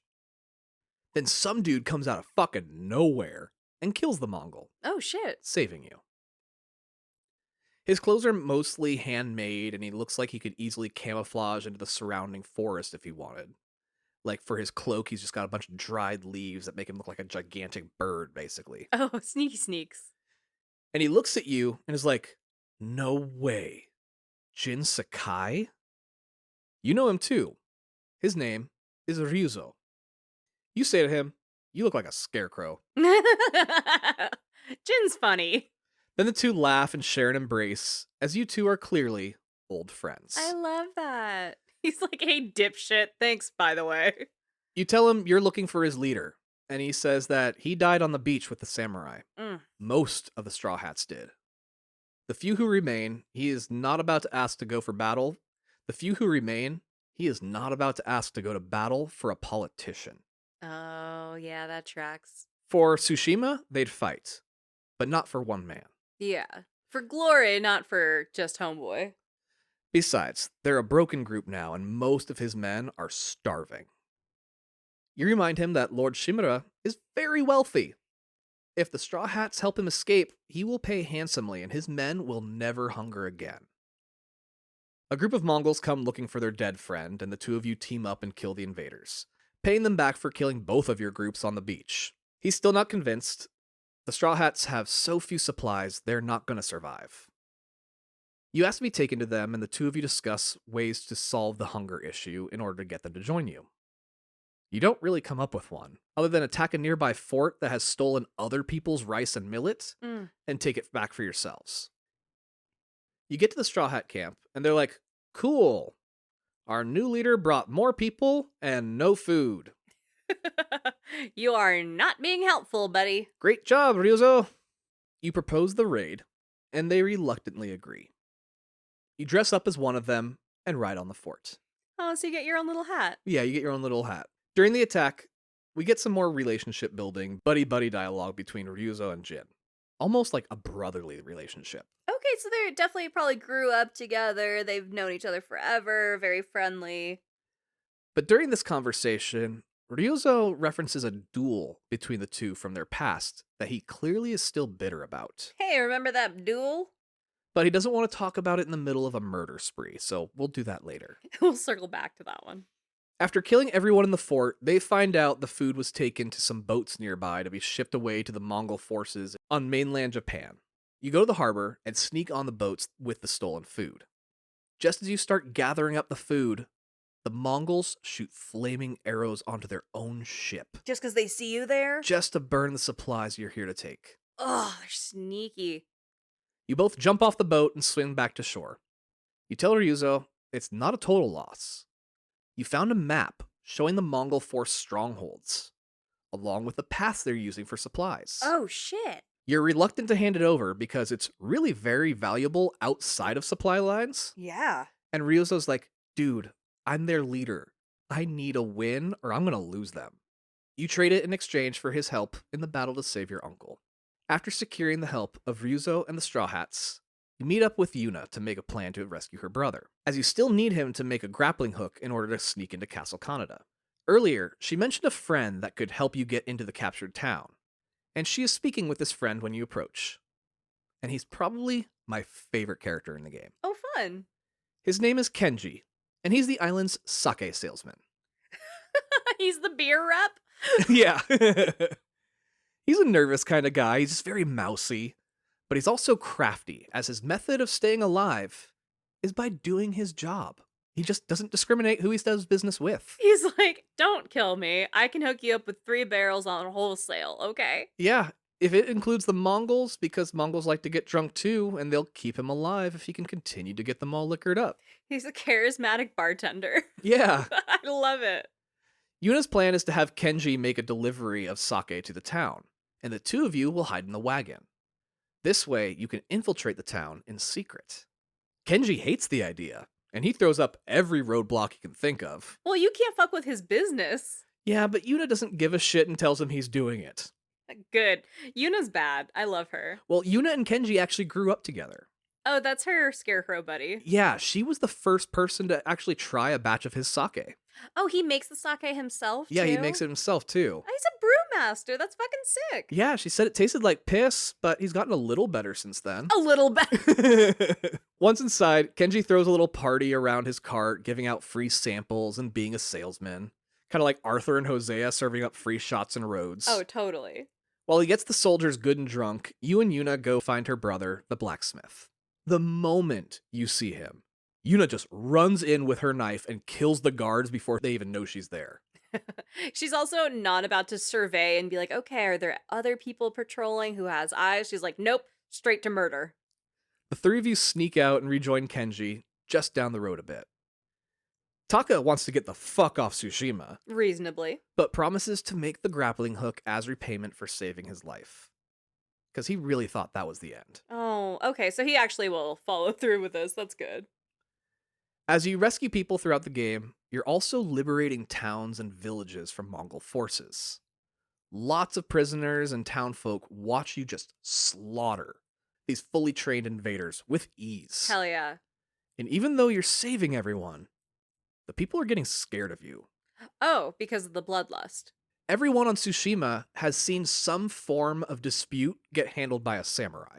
They're kind of like medieval knights in that sense. Right. So people have a sense of decorum when it comes to a samurai. Yeah, there's a lot of respect there, right? There's respect, and they expect respect in return. Yeah. But Jin, he is unlike any samurai they've ever seen. And he is fucking ruthless, leaving dismembered corpses just in his path. Oof. And Yuna encourages it. Yuna loves chaos. I love her. She keeps calling him a vengeful spirit back from the dead to avenge the fallen samurai. Oh, she's creating lore around him? That's Oh, fucking yeah. sick. She's like a really good hype man. Entirely. The people of Tsushima are very superstitious. And throughout the game, you'll encounter people saying, "Help, there's a demon in the forest," or some shit like that. And I kept getting worried this game would go into the mystical realm. Yeah. And fortunately never did. Just superstition. There's not actual demons. Yeah. The worst is, again, your wind dad. Right. And the demon in the forest is always just some asshole. It's just someone who's like perched up, like throwing rocks at people and shit.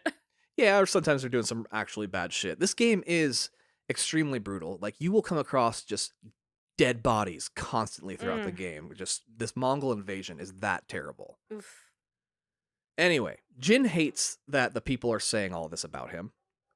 He wants them to look up to him, not fear him. Yeah. But Yuna explains it's a fear of respect, and that he should use that to his advantage. She's like, no, it's reverence. Like, we're building this character for you and we're giving you power in that. Like, the power is perhaps perceived as fear, but it's also respect of who you are and what you're capable of. And he's like, yeah, they think I'm a fucking crazy murderer. And she's like, yeah, but that's kind of cool, right? Right, they're like, but they know you're on their side, so they're fine with it. That's true. And since we're dealing with country bumpkins, the name of the vengeful spirit that is Samurai Lord Jin Sakai gets simplified to the Ghost. Oh, yeah. As Taka finishes the grappling hook called a Kaginawa, Ryuzo comes riding into town begging for help. The Mongols have captured his best men, and they are scheduled for execution. Yes, it's sad if they die, but also without them, you won't be able to storm Castle Kaneda, so you agree to help free them. On your way to free them, you ask Ryuzo why he chose a life of basically being a mercenary over being a samurai. And Ryuzo says he didn't really have an option after your duel. And you're like, oh yeah, the duel. The one from the tournament. And this is the first time we've heard about this tournament. Why couldn't you become a samurai after that? Ryuzo says that when he saw he was scheduled to duel you in the tournament, he invited every master on the island to come watch. Oh, honey, he was trying to get scouted and shit. Yeah, he considered this his audition to show, like, what he could do. And they got the shit kicked out of him? Yeah, and then you beat the ever-living shit out of him like you were actually out to kill. Oh, honey. You don't really understand. That was the point of the duel. Someone had to win, and you always fight to win. Yeah. Your defense is, the context. And Ryuzo says, your first name is Lord. You're Lord Jin Sakai. My name's Ryuzo. That's it. It's like, buddy, come on. That duel was supposed to be his ticket to becoming a samurai. Instead, he was humiliated, and nobody wanted him as an apprentice after that. They could have had this conversation before the duel. Right? You'd think he would have at least asked his buddy, but he just kind of assumed it. So it's a little on his fault entirely. Yeah, I mean, he clearly tried to put his thumb on the scale by being like, let me invite a bunch of people. I'm getting exposure, but let me not have this conversation. Even if he was like, hey, by the way, Lord, I'm bringing all of the fucking scouting masters out there. Like, if you are in a football team and you're seeing that, like, you're getting college recruiters and shit out there, you know, you're going to be like, all right, guys, don't fuck up. Right. This is a recruiting round, you know? Like, a lot of problems can always be solved with just the bare minimum communication. Communication is key. He was instead forced to become what is called a ronin, someone who basically trained themselves to be a samurai. Oh no, like a YouTube university samurai? Yeah, he's like those guys who collect swords and think that makes them an expert at using them. The guy that lives down the street, opens his garage, and plays with his swords? Yeah, except Ryuzo actually put his money where his mouth is instead of on the wall in his uncle's cool garage. Okay, so he's like good at it. Yeah. When you regroup with the remaining Straw Hats, Ryuzo finds out some have quit and left the group. Oh, damn it. They just couldn't wait for him to get his shit together. They were on the brink of dying in starvation. This guy, his self-esteem is taking a lot of hits, I'm not gonna lie. Oh, man, his self-esteem is black and bruised right now.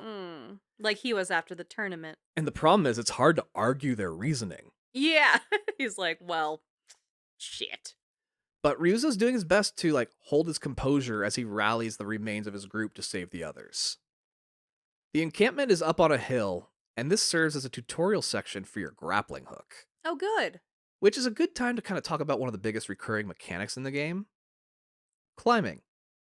This game is Ninja Warrior to Uncharted's Wipeout. Hell yeah. Like, what is it with Sony exclusives and climbing? Because it's really important to, like, the Horizon series, too, from what I understand. Yeah, they love climbing. But yeah, you climb mountains pretty much non-stop through the whole game, defying gravity the whole way. You free the prisoners, and now you have enough people to storm Castle Kaneda and save Lord Shimura. We are treated to another scene with Lord Shimura and Khotun Khan. Khotun tells Lord Shimura that his men keep telling him of a samurai who is killing Mongols in the most brutal of fashions. Like a ghost. Finding stab wounds in people's backs and everything. Not very in line with the samurai code of honor. Lord Shimura refuses to believe it, because Lord Sakai would never break the code. Sorry, buddy. And this is all just a scare tactic. Khotun laughs, knowing he's not lying. And he again offers surrender, as it's the only thing that will stop his nephew from going full lunatic murder machine. Because now Jin's a wanted man, and the choice is join him, or he's going to collect Jin's head. Oof. Of course, Lord Shimura refuses, and we're taken back to Jin and his ragtag team of warriors at the base of Castle Kaneda. Everyone except Ryuzo and the Straw Hats. They are, at the very least, running late. But you don't want to hold your breath, and you decide to begin. You meet with the group, Sensei Ishikawa, Yuna, and Lady Masako, as well as Taka and Kenji the sake dealer. Kenji's job is to prepare for a party for after they rescue Lord Shimura. I love that he's like, all right, you're the archer. You're brute force. You get the party started. PPC, Party Planning Committee. Hell yeah. And Taka isn't a fighter, but he'll be ready to help with the escape. So it's 4 against an army of Mongols fortifying a castle. But they have a party planning committee, so... Yeah, this should go well. Oh. You sneak your way into the castle grounds, kill some guards, and open the front gates to let your friends in. You each have your own mission, and Yuna joins you on yours, which is to keep going until you reach your uncle. You cross the bridge Khotun yeeted you off earlier, and sneak into the next section of the castle. Yuna can't climb and waits for you to open the door for her. When you sneak in, Ryuzo is on the other side, casually waiting with his sword slung over his shoulder. He says that Khotun Khan put a bounty on the ghost, and his men are starving. You try to reason, saying Lord Shimura will take care of the Straw Hats if they help him now. Not only that, he'll make Ryuzo a real samurai, no more being a ronin. Wow. Ryuzo's all, yeah, there's a beach full of bodies of the last guys he made samurais. No thank you. He's like, actually, that offer is not as enticing as it was when I was younger. Oh, damn. So the two friends draw their swords in a rematch of the duel that changed the destiny for at least one of them. And in this rematch, the results were the same, and we see Ryuzo's hat fall to the ground. Oh. Ryuzo staggers off, and you ask him again to please help save your uncle. But that cowardly shit cries out that the ghost is here, and Koten's soldiers come out and attack you while he runs off bleeding everywhere. Son of a bitch! You fight your way through the forces and finally find your uncle. He's alive and well, and you cut him free. He says that Koten has moved north to a place called Toyotama, which is the name of the middle third region of the map. Lord Shimura says he left a decent amount of people behind to keep this castle, but there'll be no match for 2 samurai. Hell yeah. That's when you tell him, oh no, we have like 3 other people helping too. Buddy, we've got 3 and a sake party planned for afterwards. Lord Shimura says that they will sing songs of our victory. Oh. We get an epic battle scene as you rejoin the others and fight the Mongol army together, fighting side by side, master and apprentice, uncle and nephew, Beautiful. reclaiming Castle Kaneda for the people of Tsushima. Hell yeah. You all claim victory for the day, but know that the battle is not over, as Koten is marching north, and he can move quickly. We are then taken north, to a cold and snowy Castle Shimura. Yes, that Shimura. Koten has a line of 3 people tied up, and there's piles of wood underneath them. Oh, God. They love fire. He's yelling to the guards of Castle Shimura to let him enter, as these people are cold. Then he walks over to Ryuzo, who's with him, and hands him a flaming torch. God damn it. Ryuzo says his men still haven't been fed, and Koten tells Ryuzo he needs to earn it. Ugh. Ryuzo walks up to one of the prisoners, and the man screams out to the castle, begging them to open the gates. But they don't. And Ryuzo, reluctantly, lowers the torch to the wood, Oh my God. and watches and listens as this man screams out in pain and dies engulfed in flame. Still, the guards do nothing. And Ryuzo moves on to the next person.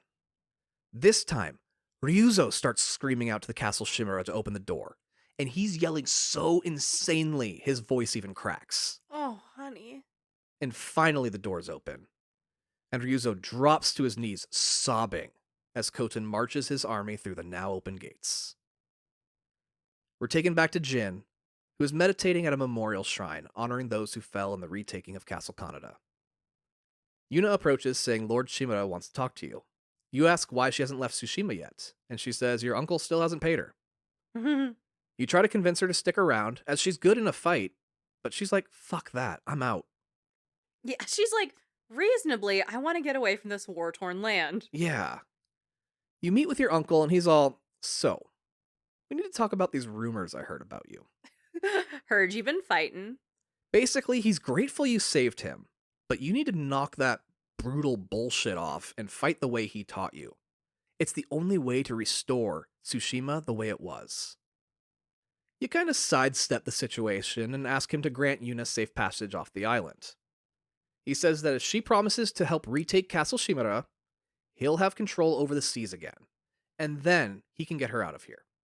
Okay, that's reasonable. Yeah, it's about the best you can hope for in the moment. Yeah, because it's also like, you mentioned the Mongols rolled up with like boats on boats on boats. So Full navy, yeah. Yeah, so securing at least some safe passage by boat is very important. So he's being very reasonable. The rest of your allies go off into the new area of the map, chasing after their own personal demons, and they agree that when the time comes, they'll help retake Castle Shimura as well. I have my own drama. Text me when you need me. Call me, beat me. Except Yuna. She's pissed, because of course you have more for her to do. God forbid she get payment for what she's owed. But what other option does she have? Yeah, right?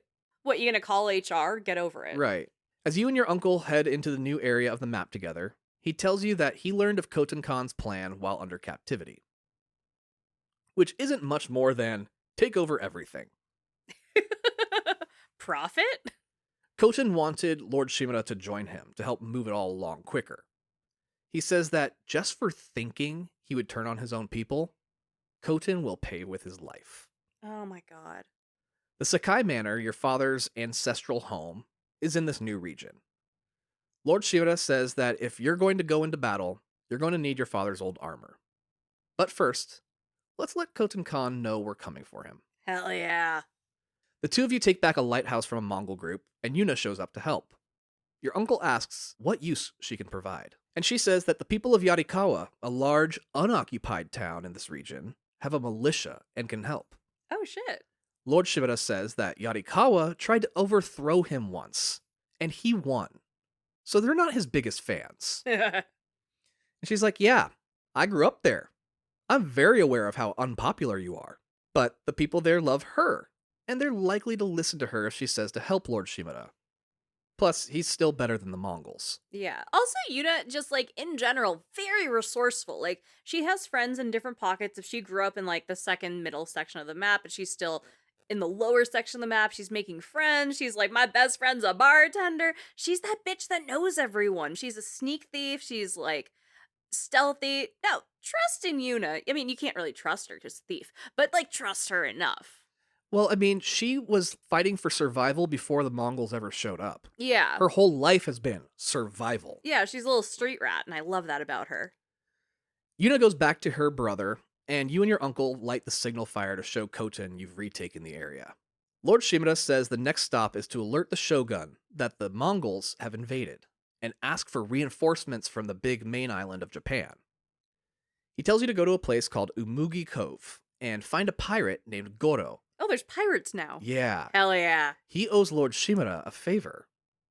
It's the only way he'll be able to get something past the Mongol navy. Before heading out to find this pirate, Goro, a monk that was being held captive at Castle Kaneda, wants to see you. His name is Norio, and he's a husky, soft-spoken warrior monk. He and a few of his brothers were headed for the beach invasion, but were late, and by the time they reached Castle Kaneda, Koten was already there. Oh no. And Norio was the only survivor. He says that if he can get back to his temple, he and the other warrior monks will fight on your side in the coming battle. And yeah, you have some side missions for this guy too, and it's great and heartbreaking and beautiful, and if you should totally play the game. Good plug. You make it to Umugi Cove and find Goro shit-faced drunk. He's been drinking pretty much non-stop since the invasion. Wouldn't you? Yeah, he just has given up. He's just like, whatever, I'm going out, I'm gonna go out happy. Yeah, I mean, like, a lot of people drink to cope. I'm not saying it's a good thing, I'm just saying it's a thing. But you know what? He's a professional drunk. And he begrudgingly agrees to pay back his debt to Lord Shimura and take a note to the shogun. For some reason, you don't have the note on you and have to go get it from Lord Shimura. Goro agrees to sober up and get the boat ready in the meantime. He agrees to take a disco nap. Yeah. Lord Shimura is excited and decides to come with you to give Goro the message himself, just in case there's trouble on the way. And you bring a small group of soldiers with you. On the way, you find out he's owed a debt because he caught Goro selling illegal contraband, to which the penalty is death. Oh shit. He recognized his skill as a pirate and decided to let him live in exchange for his skill someday, which is now. You meet up with Goro and never encountered anyone on the way. Lord Shimura says he never expected to. He brought soldiers in order to cause a scene so Goro can sail away.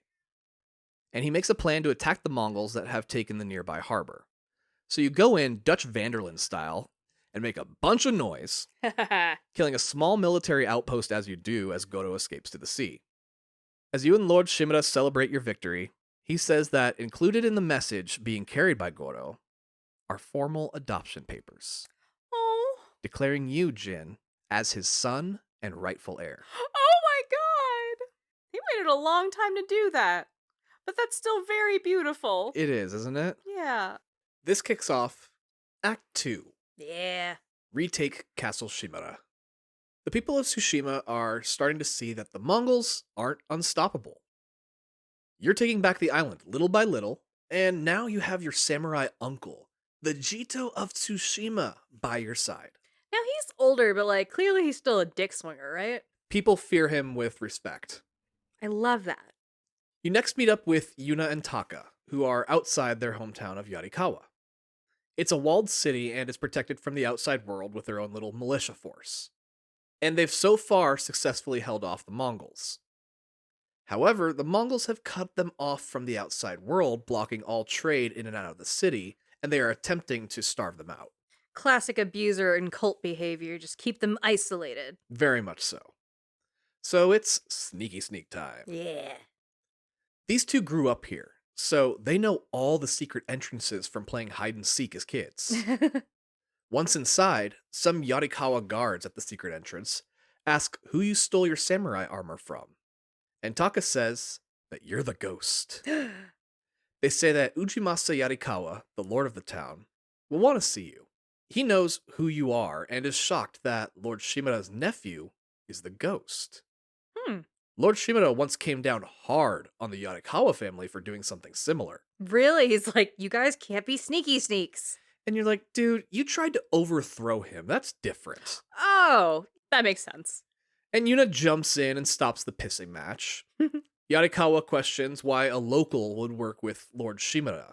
And she says she doesn't work for anyone. Hell yeah. She's working with the ghost. But that's a big difference. You ask for his help in the coming battle. But Yarikawa seems to think Koten will honor whatever this live and let live deal is that he has with Lord Shimura, and that Yarikawa will be fine, and he dismisses you. Yuna gets you in touch with a high-ranking member of the local militia, and you help him get some supplies back. For some reason, Taka is showing a sudden urge to fight, despite being a pacifist so far. Mm-hmm. Yuna is pissed that you let him help, because he somehow survives this. And this is making her angry. Yeah, because he was like bumbling around the whole time, and he really just kind of survived the fight. Yeah. The general is impressed and says he'll convince Lord Yarikawa to join the fight. Plus, his men are really excited they get to fight with the ghost on their team. We've heard about you. We're really excited to be here. Love your work. He does convince Lord Yarikawa to trust you, and he more or less agrees to help. That night, you and Yuna break into a case of Kenji's sake and get to know each other a little better. Oh, I love that. Just a little bonding, Yeah. knock a couple back. You've been fighting by each other's side for a while now, so, might as well get to know each other. And she has a big guard up, She's a little street rat. She's a thief. She's sneaky sneaks. It's nice to get her a little more vulnerable and get to know the real her. Well, we find out why she's all those things. She reveals that when Taka was 6, their mom got really drunk and beat him to the point she broke his arm. Holy shit. So she ran away with him, and mom was found dead in the street a month later. Oh, shit. It's been just the two of them ever since. Is it implied that she went back to her mom for revenge? No, that her mom passed out drunk in an alley and died. Oh, God. So her mom was just messy as fuck. So she'd had to be like the sister in Shameless to like raise her brother. Right. It's giving Fiona Gallagher. With this mood killer on the air, the two of you quietly drink until you fall asleep. Then she's a drunk now as an adult because of it and drinks Right. herself to sleep. Oh, honey. Therapy, but okay. Well, just as you doze off, the Mongols attack the front gates of Yarikawa, and you have to fight off the invaders. Drunk? You've got a ninja's constitution. You pass that constitution check because you're like, oh no. It's very funny when you're like partying as a player and then you have to get into something serious. Like, I want Arthur Morgan to be drunk in every mission, right? Just going, you'll never take me alive. But I guess that makes sense in real life situations. You would be like, "Groop, I'm sober now." Yeah. They manage to make their way into the city and towards the main palace where Lord Yarikawa lives. You confront the leader of this attack, who is feet from the steps leading up to the palace. You battle him, and as you defeat him, he staggers away severely injured, and his men rush to his aid. But you grab their leader like a hostage, and you're given the button prompt, slaughter. Oh, slaughter! Slaughter! You decapitate him in front of his men. Oh my god.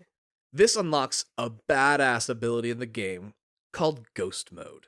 Ghost mode.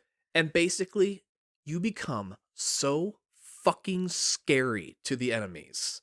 They run in fear at the sight of you. Real Okay, so explain this to me visually. Like, is Anything about your presence different? Your presence, not necessarily. The screen goes black and white. Oh, that's cool. Everybody kind of moves in like the slow motion for you. And like these people will trip over shit, fall on the ground, and like back away in absolute terror. This is so fucking cool. And then, yeah, it's just like a single button press and they're dead. That's rad. Holy shit. I want that mode in every game. It's wonderful and so satisfying when you trigger it. Once the Yarikawa militia members see you make those men cower in fear, it inspires them and they overtake the rest of the Mongol invaders. They're like, we're rolling with the ghost. Let's go. Once the fight is over, you give a rousing speech to the citizens of the town, asking for their help. There's that politician in you, that lineage of leading people coming together. And they give a resounding Yeah? no. Oh. There's like 15 of their best fighters left, and the rest are farmers and shit. Oh, so they're like, look around. No. And he says, you look around. Who just drove off those invaders? And Taka stands up and said, we did. And Yuna, standing on the still burning remains of her hometown, realizes this doesn't stop until the Mongols are stopped. If she runs, they just keep coming. But if she stops them, she doesn't have to run.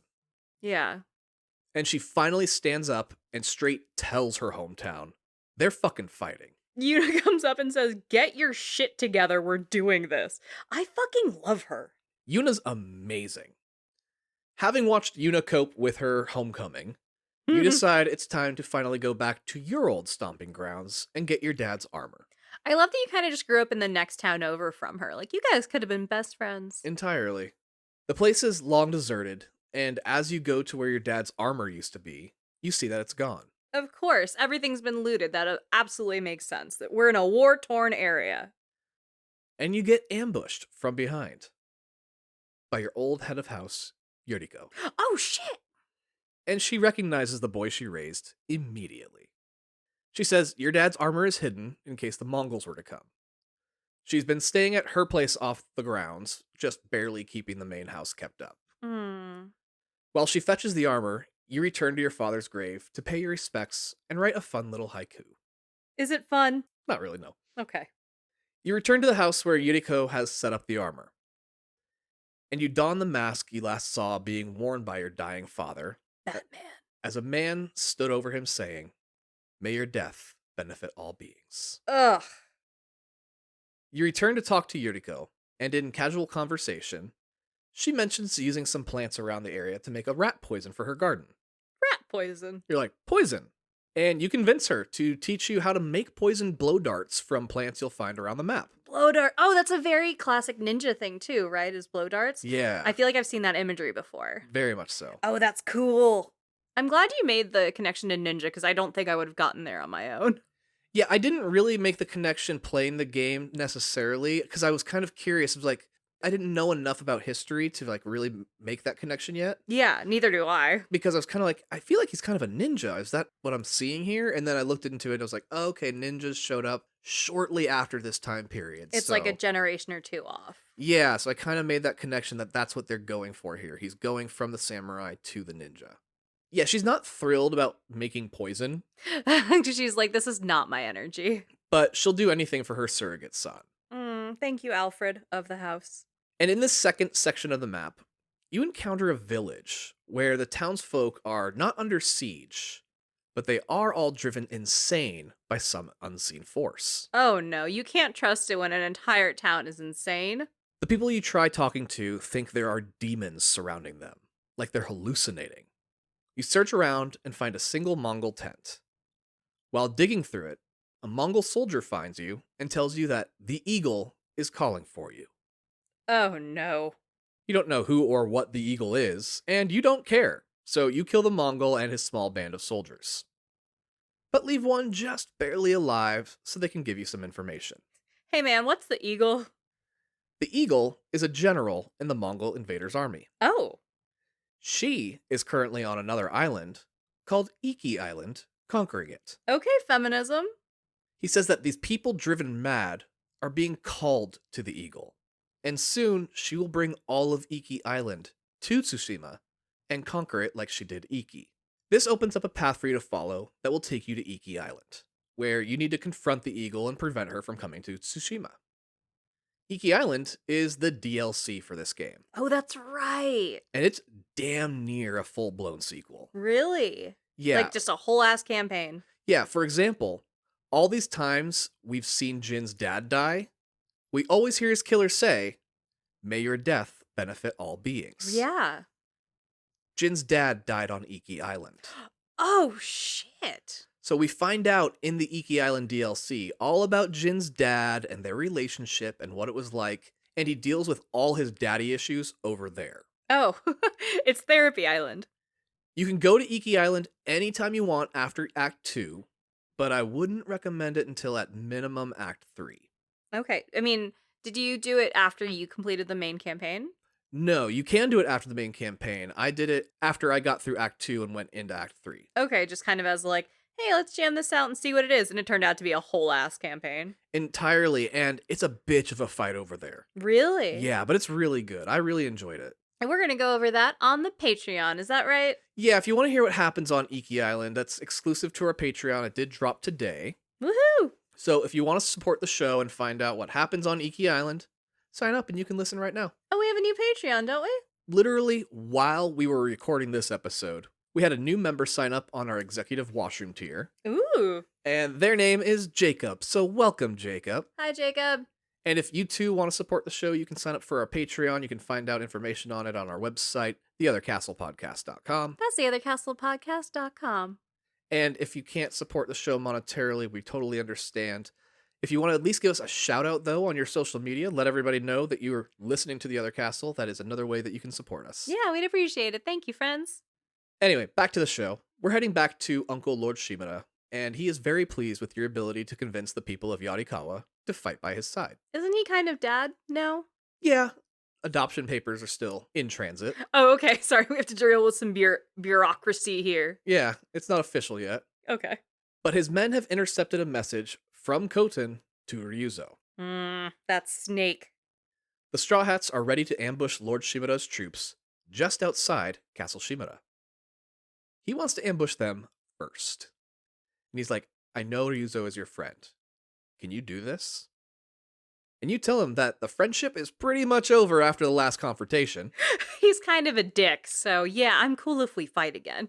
So he wants you to confront Ryuzo directly and stop them. Yeah, absolutely. You go to recruit Yuna for the fight, and she and Taka are preparing to get off the island.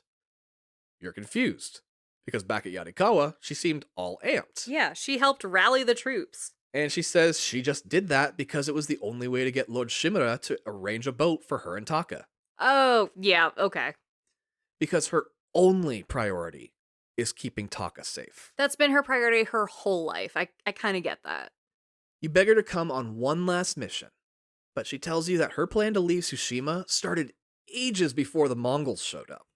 Lord Shimura is just making it possible, finally, as payment for getting Yarikawa to fight in the upcoming battle. You don't love her reasoning, but you accept that you can't make someone fight. Yeah. And let her and Taka go, deciding to go for Ryuzo after nightfall so you can sneak in easier.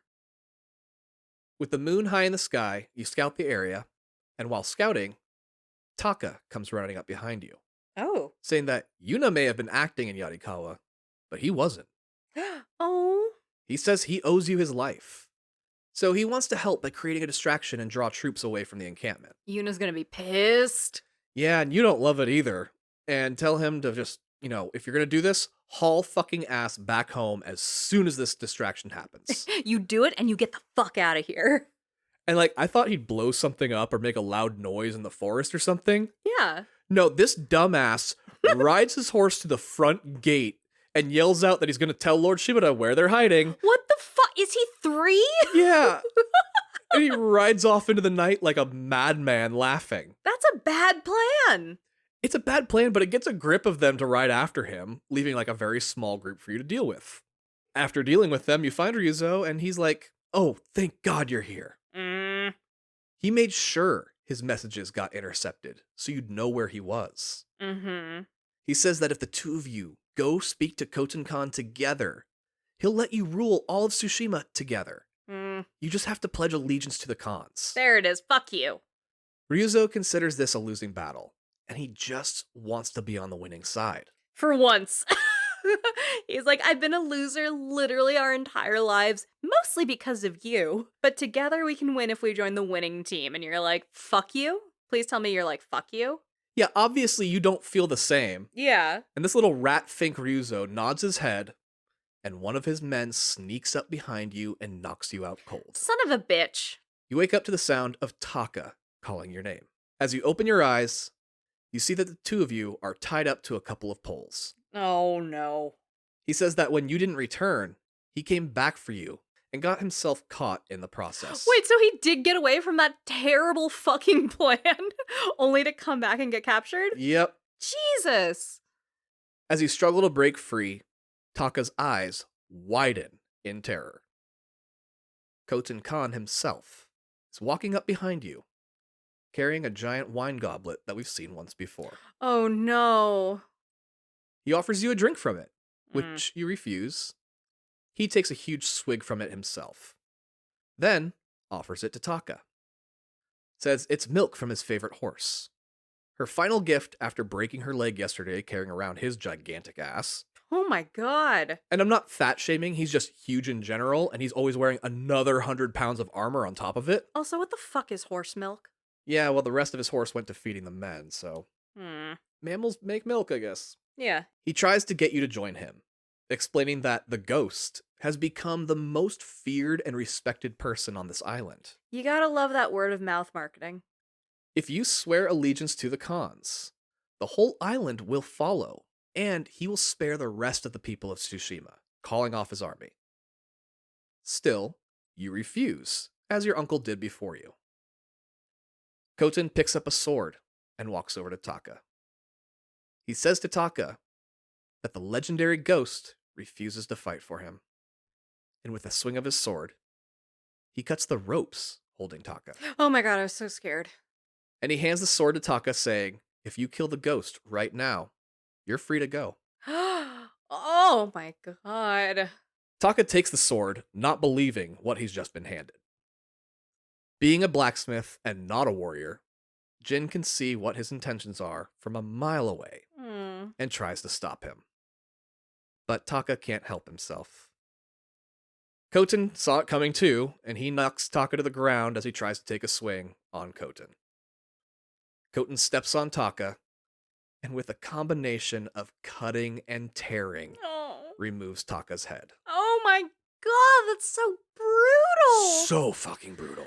Yuna's gonna kill this dude herself. Yuna's gonna rip him the fuck apart.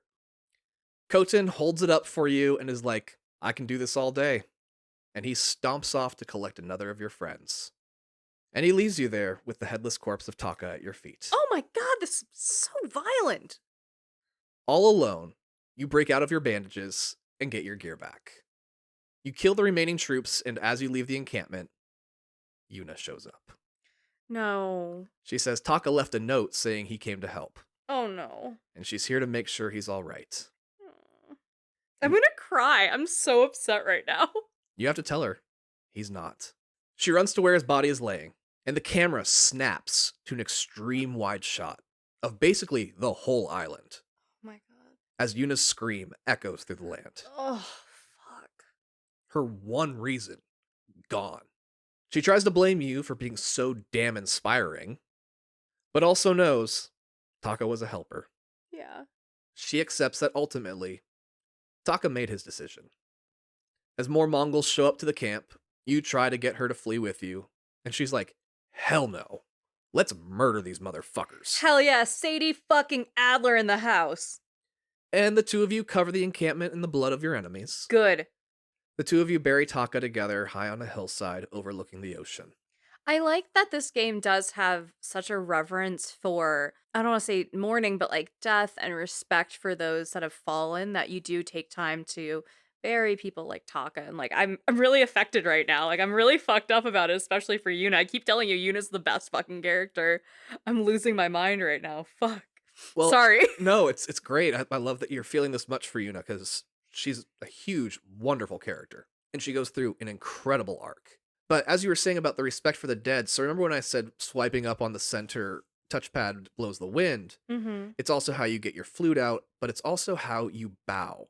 Oh, And there's shrines all over that are for like the dead. They're honoring different things. And when you bow in front of these things, it actually takes a moment and it acknowledges that you're doing this. Like you can bow in front of the dead body of one of your enemies. really? And you even say like, thank you for the fight kind of thing. Thank you for what you gave, and you tried it. Yeah, like honoring their death even. Huh, that's beautiful. It really is. It's something they didn't need to include, but because it was such a big part of actual samurai culture, they did. That's incredible. Now, both of you want Ryuzo dead. Hell yeah. If there's a blame to be placed in all of this, it's on Ryuzo. Fuck that paper hat bitch. With no more reason to flee Tsushima, she vows to fight by your side until every last Mongol lays dead at your feet. Is it an honor thing for her as well to, like, they took my brother away, so to avenge him, I need to take everything away from them? I think it's more revenge for her. Yeah, just like, fuck you. Yeah. It's not really honor, it's anger. Yeah, I would say so. For Yuna, it's more anger than anything. I love Yuna. She asks if Taka was brave in the end. And you tell her, he was always brave. Fuck you. You send her back to Lord Shimura's camp to await the coming battle. Obviously, each of your friends from the first section are continuing their individual journeys as well. Sensei Ishikawa continues to chase Tomoe, while training you as an archer. Lady Masako hunts her family's betrayer, knocking names off her list. And Brother Norio recruits the other warrior monks by helping them retake their temple. But being Act 2 of a 3-act game, they're mostly filler missions. Yeah, we're just trying to get to the end point here. Yeah, it's kill this group, sneak attack that group, shoot these guys. It's just increasing your skills more than progressing the plot. It's a grind. Very much so. They are all part of the coming attack as well, and they've been training recruits. When you return to the camp yourself, you're greeted with glorious news. Oh. The reinforcements from the Shogun have arrived, and you have a full-blown army of his best samurai on your side. Oh shit, the cavalry's here. As you prepare for battle, Kenji the sake dealer has found a new use for himself. I mean, he's a bartender. Is he gonna be the plug now? Like, is he like, oh, I found some mushrooms and they make me see things. Like, let's party. Since he travels everywhere by cart selling his sake, he's actually one of the island's highest authorities on cart repair and, by proxy, building. Oh my god! His long haul trucking is paid off in a weird way. This is fucking great. Yeah, so he's designed and, with the help of the late Taka, built a battering ram so you can break down the castle doors during the battle. Wait, that's fucking sick. Taka's last gift to you is a battering ram? Actually, no, we'll get to that though. Okay. But I mean, one of his last pieces of his legacy is creating a battering ram? That's fucking sick. Right? He's sad that Taka is dead, but he promises it'll work and Taka's legacy will be that of victory. Hell yeah, for Taka. You talk with Yuna, who hasn't eaten or slept since her brother died. Oh, God. She explains that Taka didn't die for Tsushima, he died for the ghost. When Yarikawa comes to fight, they won't be fighting for Tsushima. They'll be fighting for the ghost as well. Hell yeah.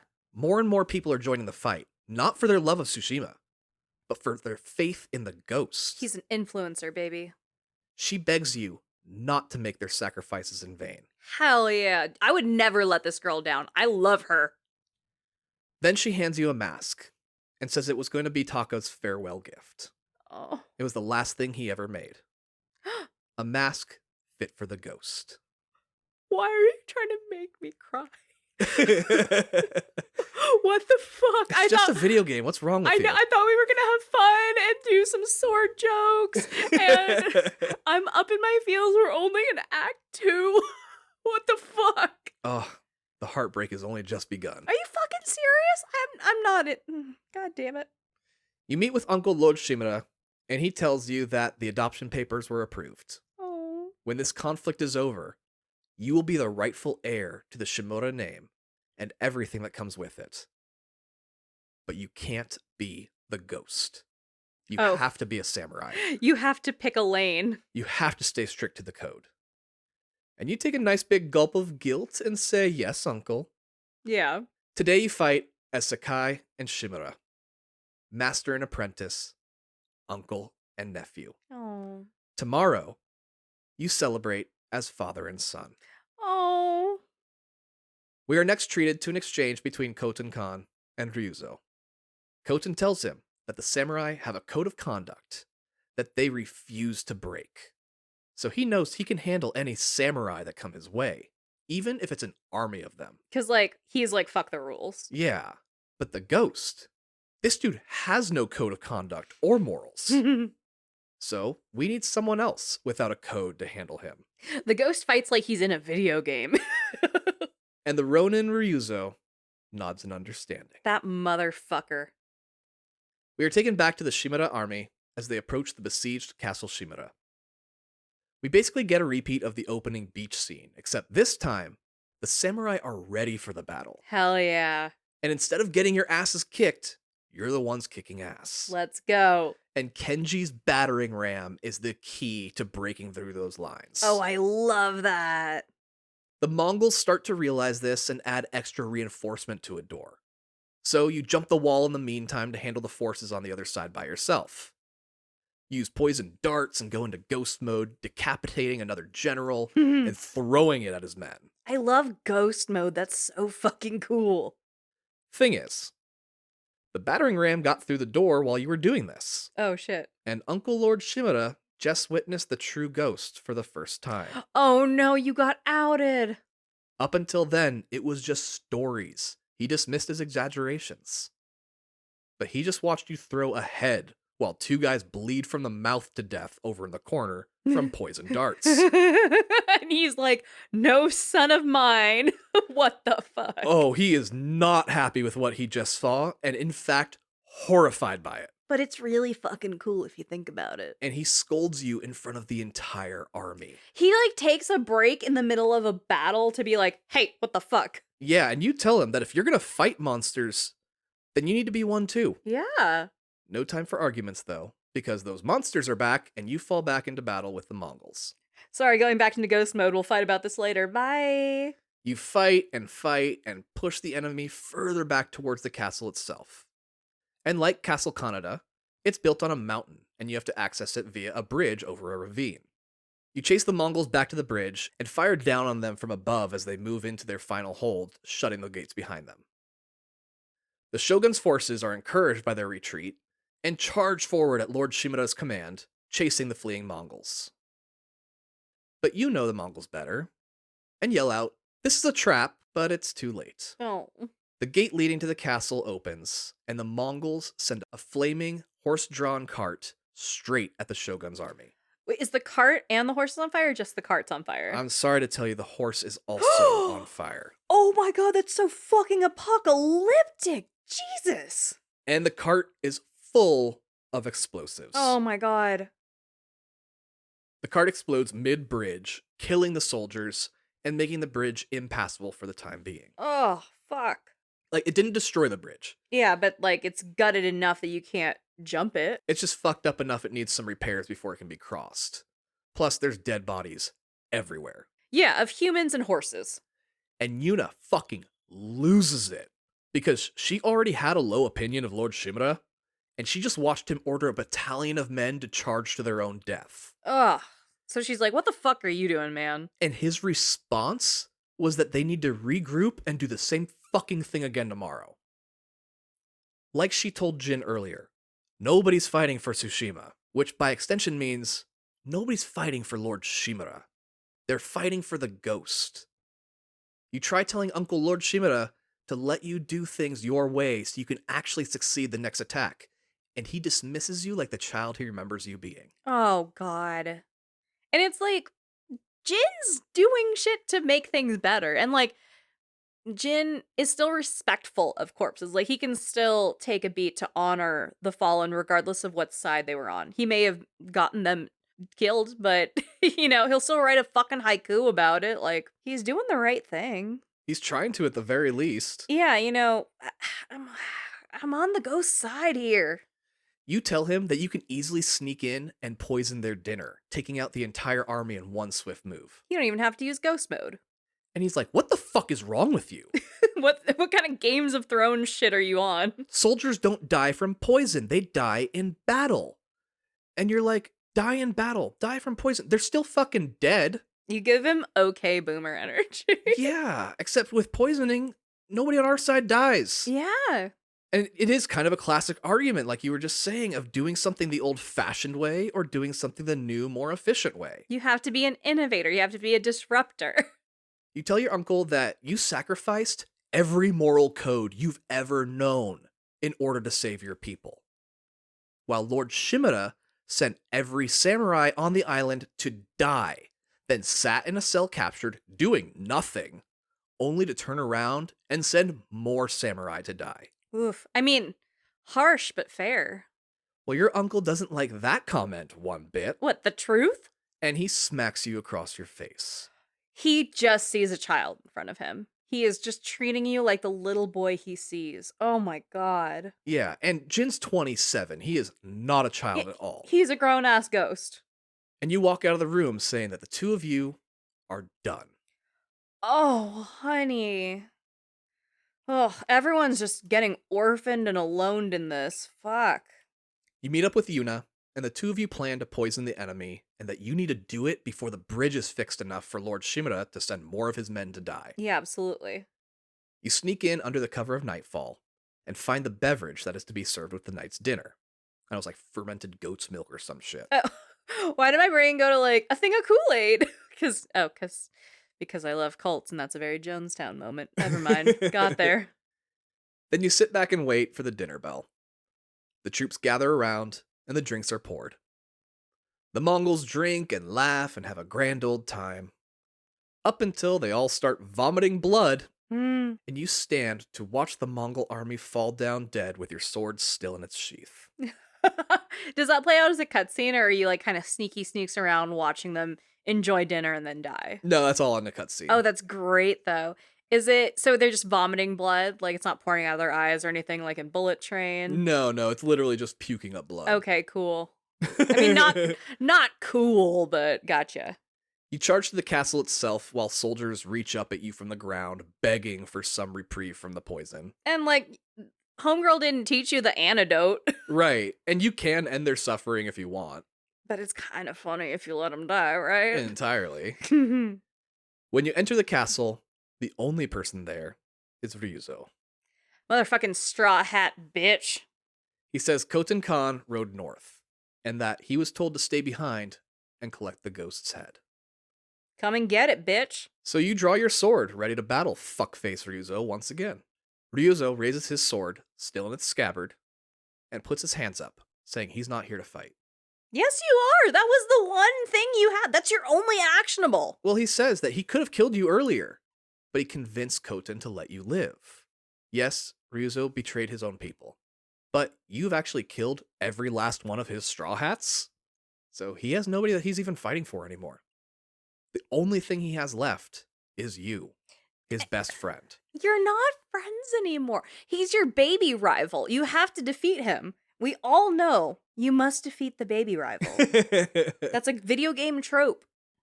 He says that if you tell the people of Tsushima that you sent him in as a spy to gain the Khan's trust, they'll believe you.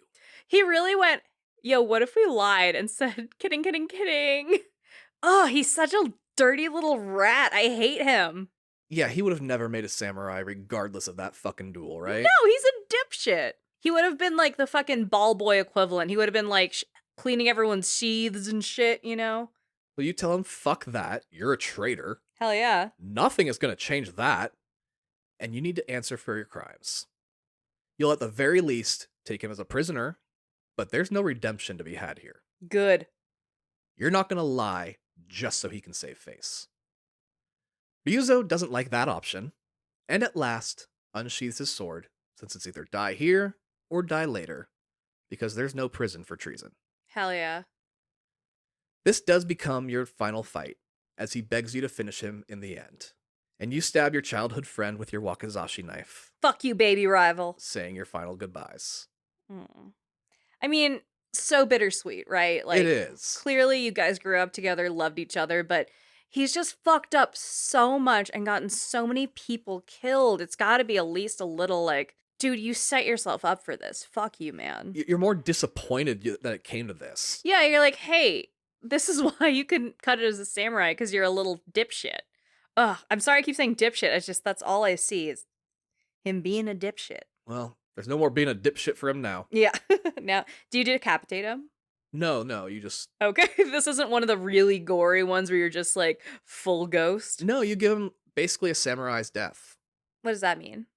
Just you looking them in the eye and with respect and honor. I respectfully murder you. Yeah. Okay, got you. It's not as jaw gripping and fucking decapitating and shit. Okay. No, that's against the samurai code. Okay, this one was within bounds. Yes.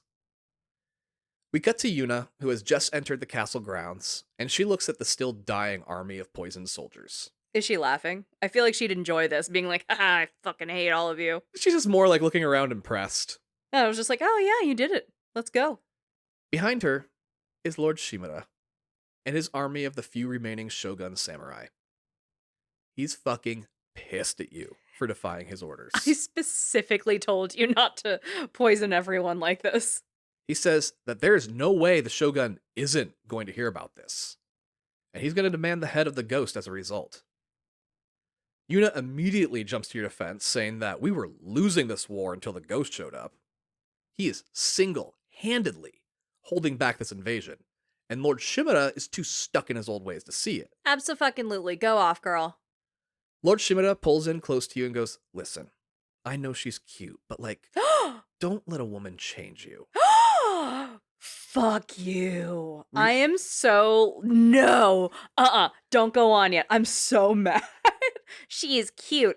She's the baddest bitch on the fucking island. Fuck you. How dare you? And she's goddamn right. It's that sequence in Spider-Man where he's like, do what you want with her and dump her. No, he's fucking the green goddamn goblin being like, this is the way we do things. 2 weeks. Oscorp will be dead in 2 weeks. No, it's the Oscorp is the Shogun. No, I'm not here for this shit. I love Yuna. Yuna forever. I dropped my Ryuzo when he said almost the same thing about you once, so... Your baby rival. Yeah. I am cute, but whatever. I know. But what the fuck, man? Like, it's the misogyny. Pretty bad. I'm so angry. You wouldn't say this if it was another dude. Anyway, he says to renounce the ghost and be the samurai I trained you to be. You're being aggressive and I don't like it. Shut up, man. I'm getting results. If you tell everyone you were blinded by pussy, they'll believe you and will let this whole ghost phase slide. Tell them you are Jin Shimura, my son, and that you are loyal to the Shogun as he holds your adoption papers in his hand. He has a copy of them, like, ready to go. They're there, they are signed. This is the most emotionally manipulative bullshit ever. Oh my god. 'Cause it's so fucked to hear your uncle say basically the same things you heard Khotun Khan say just hours earlier. Ugh. You look your uncle dead in the eye and say, I'm not your son. I'm the ghost. Hell yeah. You hand Yuna your sword and tell her to flee north to chase Khotun Khan, while you surrender to your uncle's men. And Uncle Lord Shimura throws your adoption papers into a fire. Oh, god damn. Ooh, this is an emotional day for you. It's a hard one, right? Yeah, Jin is having it. Jin needs some therapy after this. Jin needs some gin after this. You spend days in a cell, all alone. One night, a familiar voice can be heard from the other side of the cell door. Kenji arrives, telling the man guarding you that Lord Shimura is throwing a party for his soldiers to celebrate their victory, and that he has brought sake for the celebration. He tells the guard that you're not going anywhere anyway, and to go join the others in celebration. I love him. He's fun. As soon as the guard is gone, he pops open your cell and tells you this is a rescue mission. Hell yeah. You resist because part of you has that lingering guilt of the samurai. This must have been really hard for you as a recovering Oh Catholic. my god, it screams at me during these moments. I completely understand what he means. And it's interesting too, because like obviously you didn't grow up in a Japanese culture, Japanese household, or any of those values, and like having a very, traditionally American, traditionally Irish Catholic upbringing, but you're still like, oh, right in the bones. Oh no. Right, there's parts that you don't even realize come from that. Yeah. Kenji says he intercepted orders to have you shipped to the Shogun for judgment. There's no regaining favor or reclaiming your legacy. Ugh. Right now, it's time to run. Yeah. You need to just get shit done. Like, core concept, yeah, whatever. Put me on trial. Shut up. I have shit to do. This is also, again, to bring it back to Spider-Man. They're trying to arrest him the entire fucking movie. They're like, oh, we need you. And, fucking the Daily Bugle's talking about how you're a criminal and we need to investigate all these things that you're associated with. But when it comes down to it, you have to jump into the house to save the people from fire, even if it's Green Goblin, whatever. Anyway, I love the Sam Raimi movies. We all know you do. Well, Yuna has tracked down Koten Khan, and she's waiting for you with your weapons. Kenji tells you where to meet her, along with your other friends, Sensei Ishikawa, Lady Masako, and Brother Norio. I like that they clearly have their own shit. Like, they are the main character of their own story, Right. but they're still like, okay, we'll do these side missions with you. Like, in another world, we got them as, like, the mains and being like, and then there's this assassin ghost hero warlord that we're friends with who occasionally comes in. Right. No, entirely, because like I said at the beginning, it's supposed to be, Nate Fox said, it's an anthology of stories. Oh, you're right. That's true. And it's so great because you can imagine their entire world. And it makes this feel very full and enriching and satisfying as a narrative because these are whole ass people with a giant arc and like big missions and really large pieces to chase through and learn about them and discovery. It's really great. I'm really enjoying this. Well, Kenji goes out to the celebration so he can be seen mingling and not become a suspect when they find you missing. He has to go have his alibi rounds. Yeah. I love him. He's a baddie. As you sneak through the grounds, you stumble upon some regular citizens, and they all assure you they are on your side and they help you to escape. Snitches get stitches, bitches. Let's go. They're like, we didn't see shit. You get your horse Sora from the stables and ride off into the night. But not before stirring up a commotion. Hell yeah. And your badass horse even takes a few arrows to the flank as it speeds you to safety. Oh no. However, a few dozen miles later, it's just too much for Sora. Oh. And your horse stumbles, arrows still in its side. And you kneel down next to it, apologizing for not keeping it safe. Oh my god. And you hold your horse as it takes its final breath. What the fuck? Now you're just doing the end of Red Dead for me? Are you kidding? Oh my god. I hate seeing animals die. One, period. Point blank. When you see them die in video games after you spent an entire campaign bonding and leveling up and going through all these adventures, why am I so emotional? The scene fades, and we're taken to Act 3. Kill the Khan. Abso-fucking-lutely. Let's get him. And to your point about what you were saying earlier, you bury your horse and continue north. I am crying so hard. As you do, you see that Koten isn't interested in preserving Tsushima anymore, as his forces have burned everything in their path. Ugh. You go to where you were to meet Yuna and find piles of dead farmers and townsfolk. Oh my god. Thankfully, no Yuna or any other friends amongst them. Okay. The one thing that stands out to you, though, is the amount of blood everywhere. Not a single person was injured, but there's blood everywhere. What the fuck? Which could only mean one thing. The Mongols have learned from the ghost and have resorted to poisoning entire villages to take care of them quicker. Oh, god damn it. Okay, so there's no beheadings, there's no mutilated bodies like we've been seeing in earlier acts. They've just adopted the poisoning, so they're throwing up the blood everywhere. Fuck. As you inspect one of these victims, an arrow pierces your back. Oh, god. You've taken a lot of arrows to the back. You really have. Are there any Skyrim nods with like an arrow to the knee? No, none that, none that I noticed anyway. Too easy, anyway. Your vision immediately becomes blurry, and you begin to vomit blood. Poison arrows! This is Red Dead. Holy shit. You try to stagger away, but continue to vomit blood and eventually collapse while you hear the sound of Mongols descend on you. Just as you pass out, you hear Yuna shout, "Come on, you stupid horse!" and the screen fades away. Yuna, go get him, baby girl. You wake up again in a room with Yuna standing over you, reviving you from the poisoned arrow. She keeps saving you. Like, God bless Yuna. She is the fucking best. Like, you want to talk Captain Save-A-Ho. It's just Yuna. She knows plants well and was able to make a quick antidote that saved you. Damn. Go get it, girl. She says the Khan has ridden far north to a place called Port Izumi, which is a well-fortified port town, and taken it over. She gives you back your equipment, and you devise a plan to help build a camp near the port to plan the next attack. There's a pagoda near the port that's well fortified and has a small Mongol group occupying it, so the two of you ride off and retake it. In talking, you know that Khotan Khan has studied every aspect of samurai culture and fighting, but he has no idea how to fight the ghost, and that will be your biggest advantage. The ghost has no rules. Try me, bitch. And now we're free to roam the final portion of the map. And something I haven't mentioned yet is the fast travel system in this game. It's damn near perfect.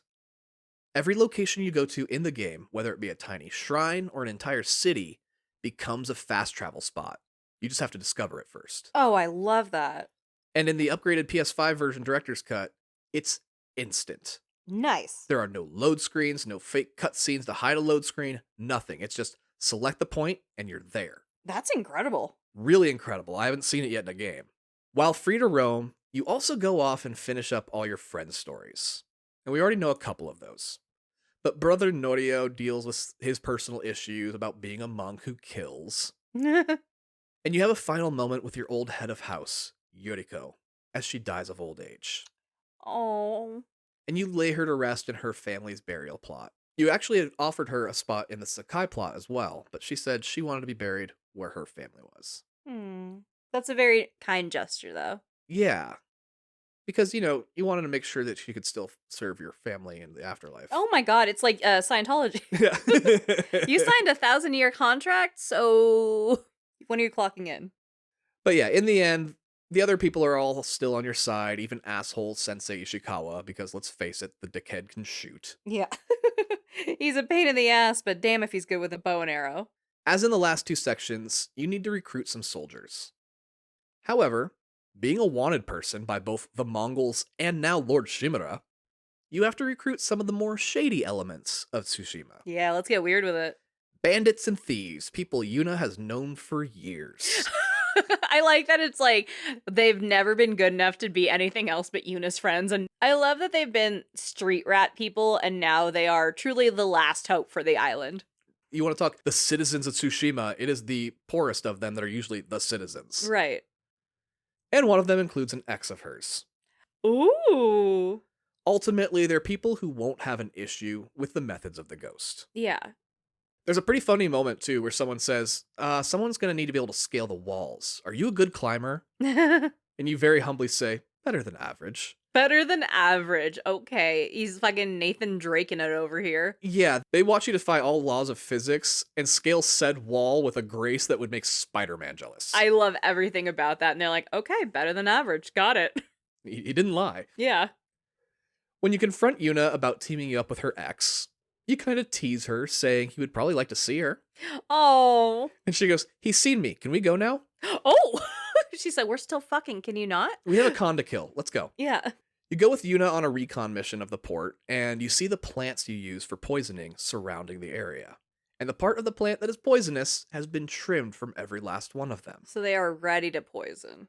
Searching more, you find they are keeping enough of the plant in storage to kill hundreds, if not thousands. Oh my. So they kind of reverse engineered your shit. Yeah. And are doing it on a mass scale, full weapons of mass destruction style. And that's why Khotan Khan took over a port instead of a castle this time.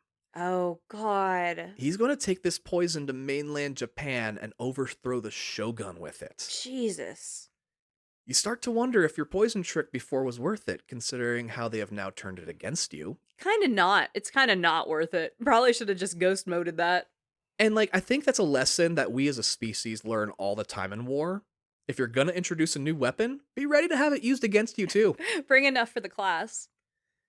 You convince yourself that it's not your fault how the Khan acts. And if you stop him, you stop the poisoning.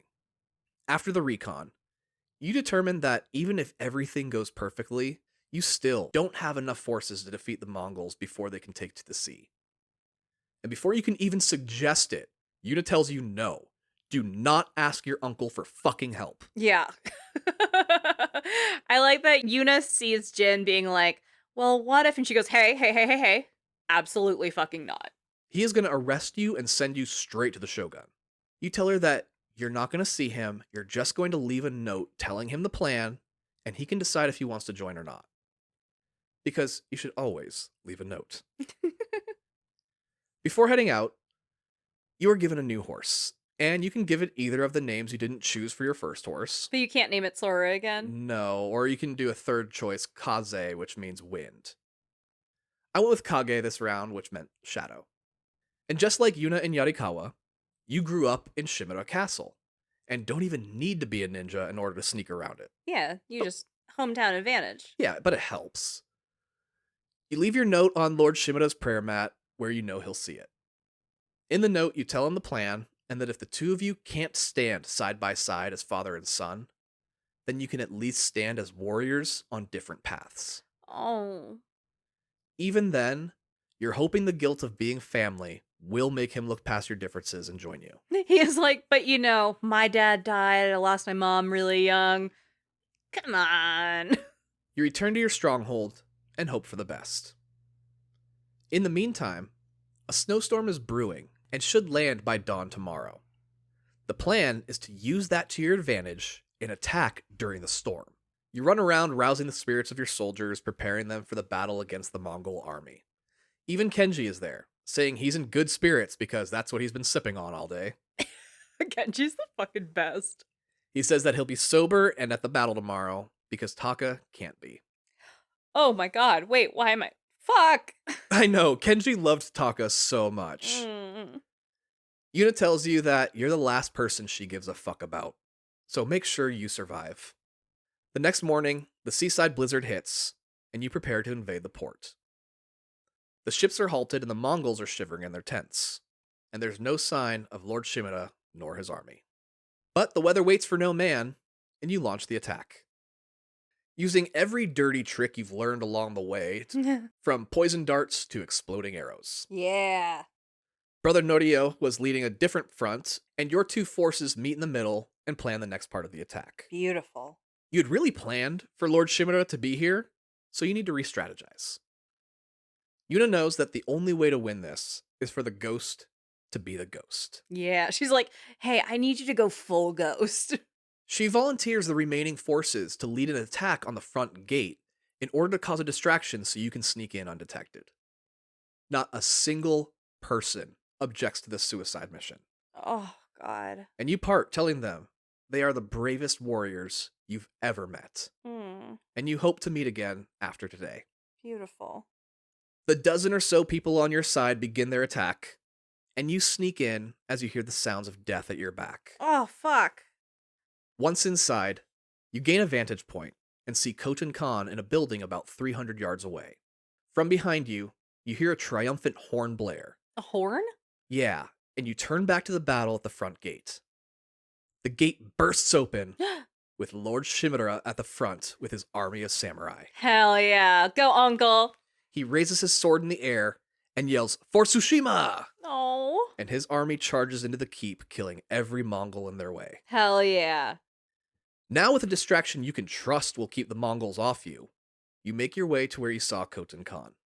He's at the base of the tallest building in town, on a big, open, frozen-over pond, drinking from his famous chalice. He says that he kept offering peace, and you and your uncle kept choosing war. He picks up his halberd, and the two of you fight. And even after overpowering him, he throws some dirt in your eye, Ugh. and runs off, leaving some soldiers to fight in his place. You have to chase him to his largest ship, killing dozens of Mongols along the way. Finally, with the ship in flames, you have your true final fight. And as you plunge your blade into his stomach through to the wall behind him. Fuck. And he's a big dude, so he's very big. that's a lot of sword. He says that he is a Khan. There's a bunch of us more, and they're going to come soon. And the Khans will be remembered forever. You rip out your blade and say, "But you'll be forgotten." And with an effortless swing, you cut Khotan Khan's head off. Oh, hell yeah. Oh, fuck, that's cool. The ship burns around you and you dive into the freezing cold ocean to escape it. On shore, Yuna finds you shivering and hurt, and once again, she helps you recover from battle. After you recover, you want to go into hiding, knowing your uncle will still be after you. Besides, there are still some Mongols left around the island you need to kill. But Yuna says that Lord Shimura sent a message. You're not wanted. He's been sending that message, okay? There's been some tension in the air. Yeah, but he does want to see you. He asks that you meet him at the dueling circle under the Japanese maple with the red leaves that we saw little Jin train in so long ago. You arrive, and it looks just as it did in the memory as the wind sweeps through it. As you wait for your uncle to arrive, you sit and play your flute so you can have a nice, calm day. When your uncle arrives, he has news for you. The Shogun knows you're the ghost, and you are, in fact, wanted. He has stripped your family's name of its nobility status, and you can no longer call yourself a samurai. Mainland samurai will be coming soon to take over your family's home and territory. For now, he wants to go on a ride with you, and the two of you mount your horses. On the road, you see a merchant who has gotten his cart stuck. You help him out, and he explains that he is taking supplies to the ghost's army. They're chasing the Mongols out of Tsushima, and he wants to help their efforts. Oh. After the merchant leaves, you tell your uncle you have absolutely no idea what he's talking about. And Uncle Lord Shimura goes, "Shh, not here." You ride a bit, and he explains. It doesn't matter if you're involved or not. The ghost has followers, and they've gone beyond followers and have become true believers. The Shogun is worried that these followers of the ghost won't follow the new leadership he's about to bring in to replace the Sakai family. Even if you were to stand up and tell them to follow the Shogun, you literally taught them to defy their leaders when you defied Lord Shimura. You ride to the now former Sakai estate, so you can visit your family's burial grounds one last time, since this won't be yours anymore when the new samurai arrive.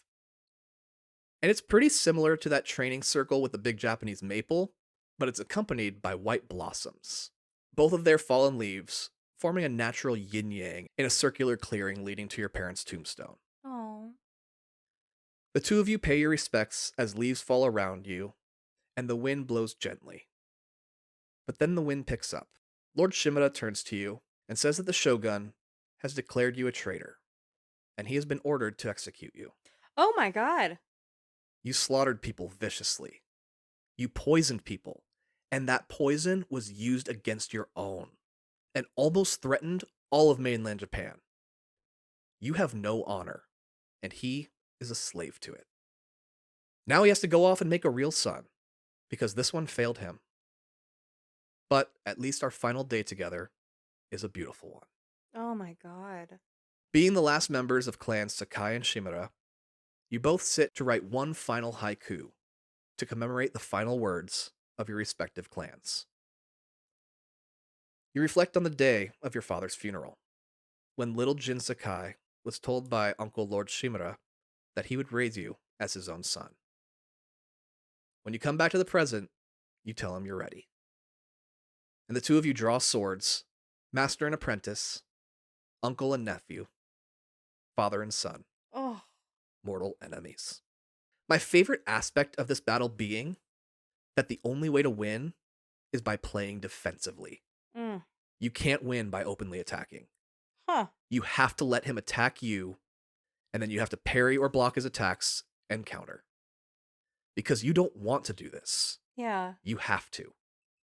As the sun sets over the ocean, the fight rages, and with a slash, you send your uncle to his knees, unable to continue. He looks up at you and says, "Honor me with a warrior's death." Oh. And you're given the choice of giving him what he wants or letting him live. If you grant him his wish, you honor his code by dropping to your knees in front of him, pulling your wakizashi knife as you do. You tell him that you will make sure he is remembered as a great warrior, a wise leader, and a father. He thanks his son as you slide your knife into him, promising to find him in the next life. Oh my god. You scream out in agony as you lay your uncle's body in front of your father's tombstone. Music swells, and the credits roll. If you defy your uncle Lord Shimura one more time and let him live, he warns you that they will never stop hunting the ghost. You say, I know, and you turn your back on him, put on the ghost mask given to you by Taka, and walk away as the scene fades and the credits roll. Oh my god. The end.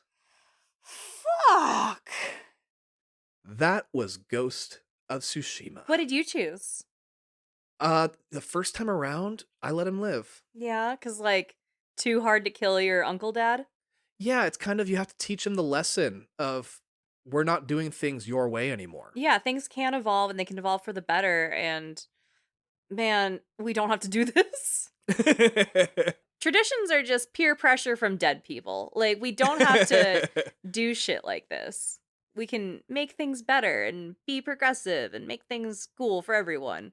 Oh, that's a beautiful fucking story. I love that. What happens to Yuna? Is she just like fucking off and like doing her own thing?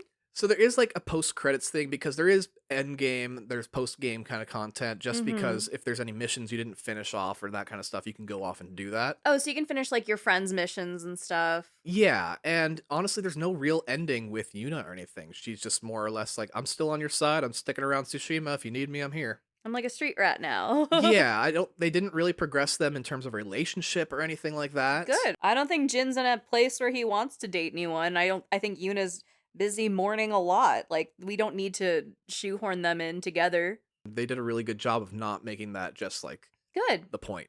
Very good. Oh, that was beautiful. I'm like in awe of how good that is. I do see where some people were saying it's Red Dead as a samurai and not as a cowboy. I mean, down to like where you thank your horse for its service and shit. Right. Oh, but it's beautiful. And then like even your father figure has like a final battle with you with Dutch and everything. I mean, we got there, didn't we? We did. A lot of the twists and turns I never saw coming. Yeah. I'm so happy people suggested this one because I don't think I would have played it otherwise. Totally. And I am so happy I did. This ended up being one of my favorite games I've played. Really? Yeah. Oh, that's incredible. The combat system is so complex and so difficult to learn. You have to like master the battle system. And then once you do, it just becomes fun. Yeah. Okay, so you have to get your arms around kind of a beast with the battling, but then it's all great. I love the narrative. This is so cool. Yeah, and the narrative was just absolutely incredible as well. My only real nitpick of the game, and it's to me something that shouldn't be allowed in video games at this point. Oh. And it's clipping.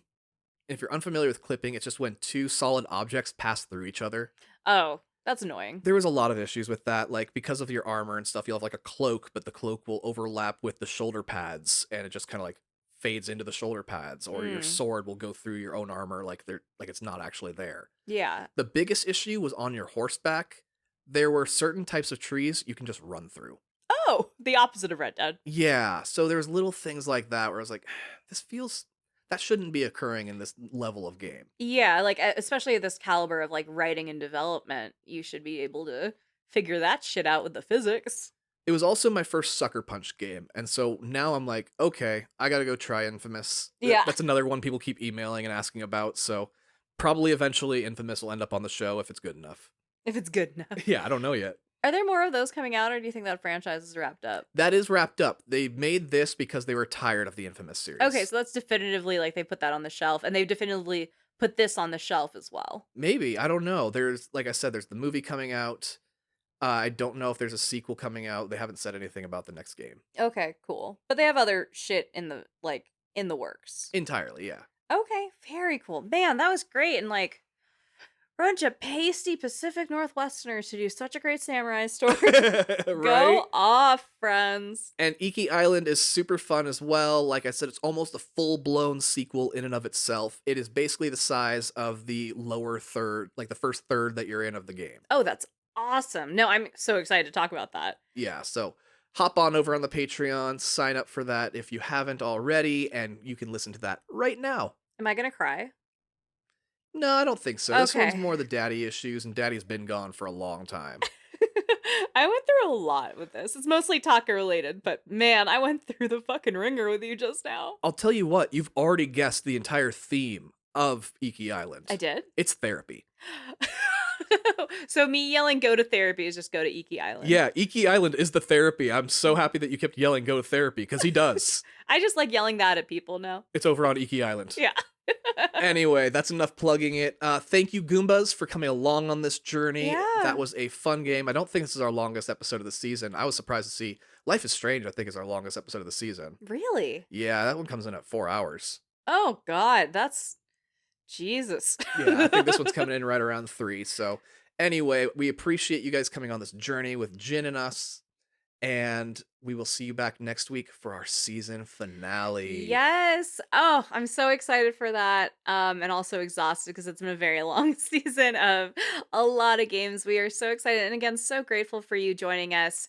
After next week, when we are in our season finale, we are going to be taking a break just to play some games, catch up with the catalog, because we want to give you really good episodes for season 7, but then we'll be back in a couple months. So in the interim, hang out, check out next week's episode. It's going to be fucking amazing. I am beyond excited, and I truly didn't think we could do this game. So I think you've said definitively we're never doing it. I also said we wouldn't do Tetris, so fuck me. Yeah, another one of those games where we're like, never doing it. Totally doing Doesn't make sense, can't do it. We're absolutely doing it. I'm so excited. But between then, if you follow us on social, check out our website. We will still be pushing some content there, keeping you updated with some gaming news, some stuff that we're doing, maybe hinting at some season 7 games, but don't worry, it's not the end. It's just a little pause, little gamer break. Okay, Goombas.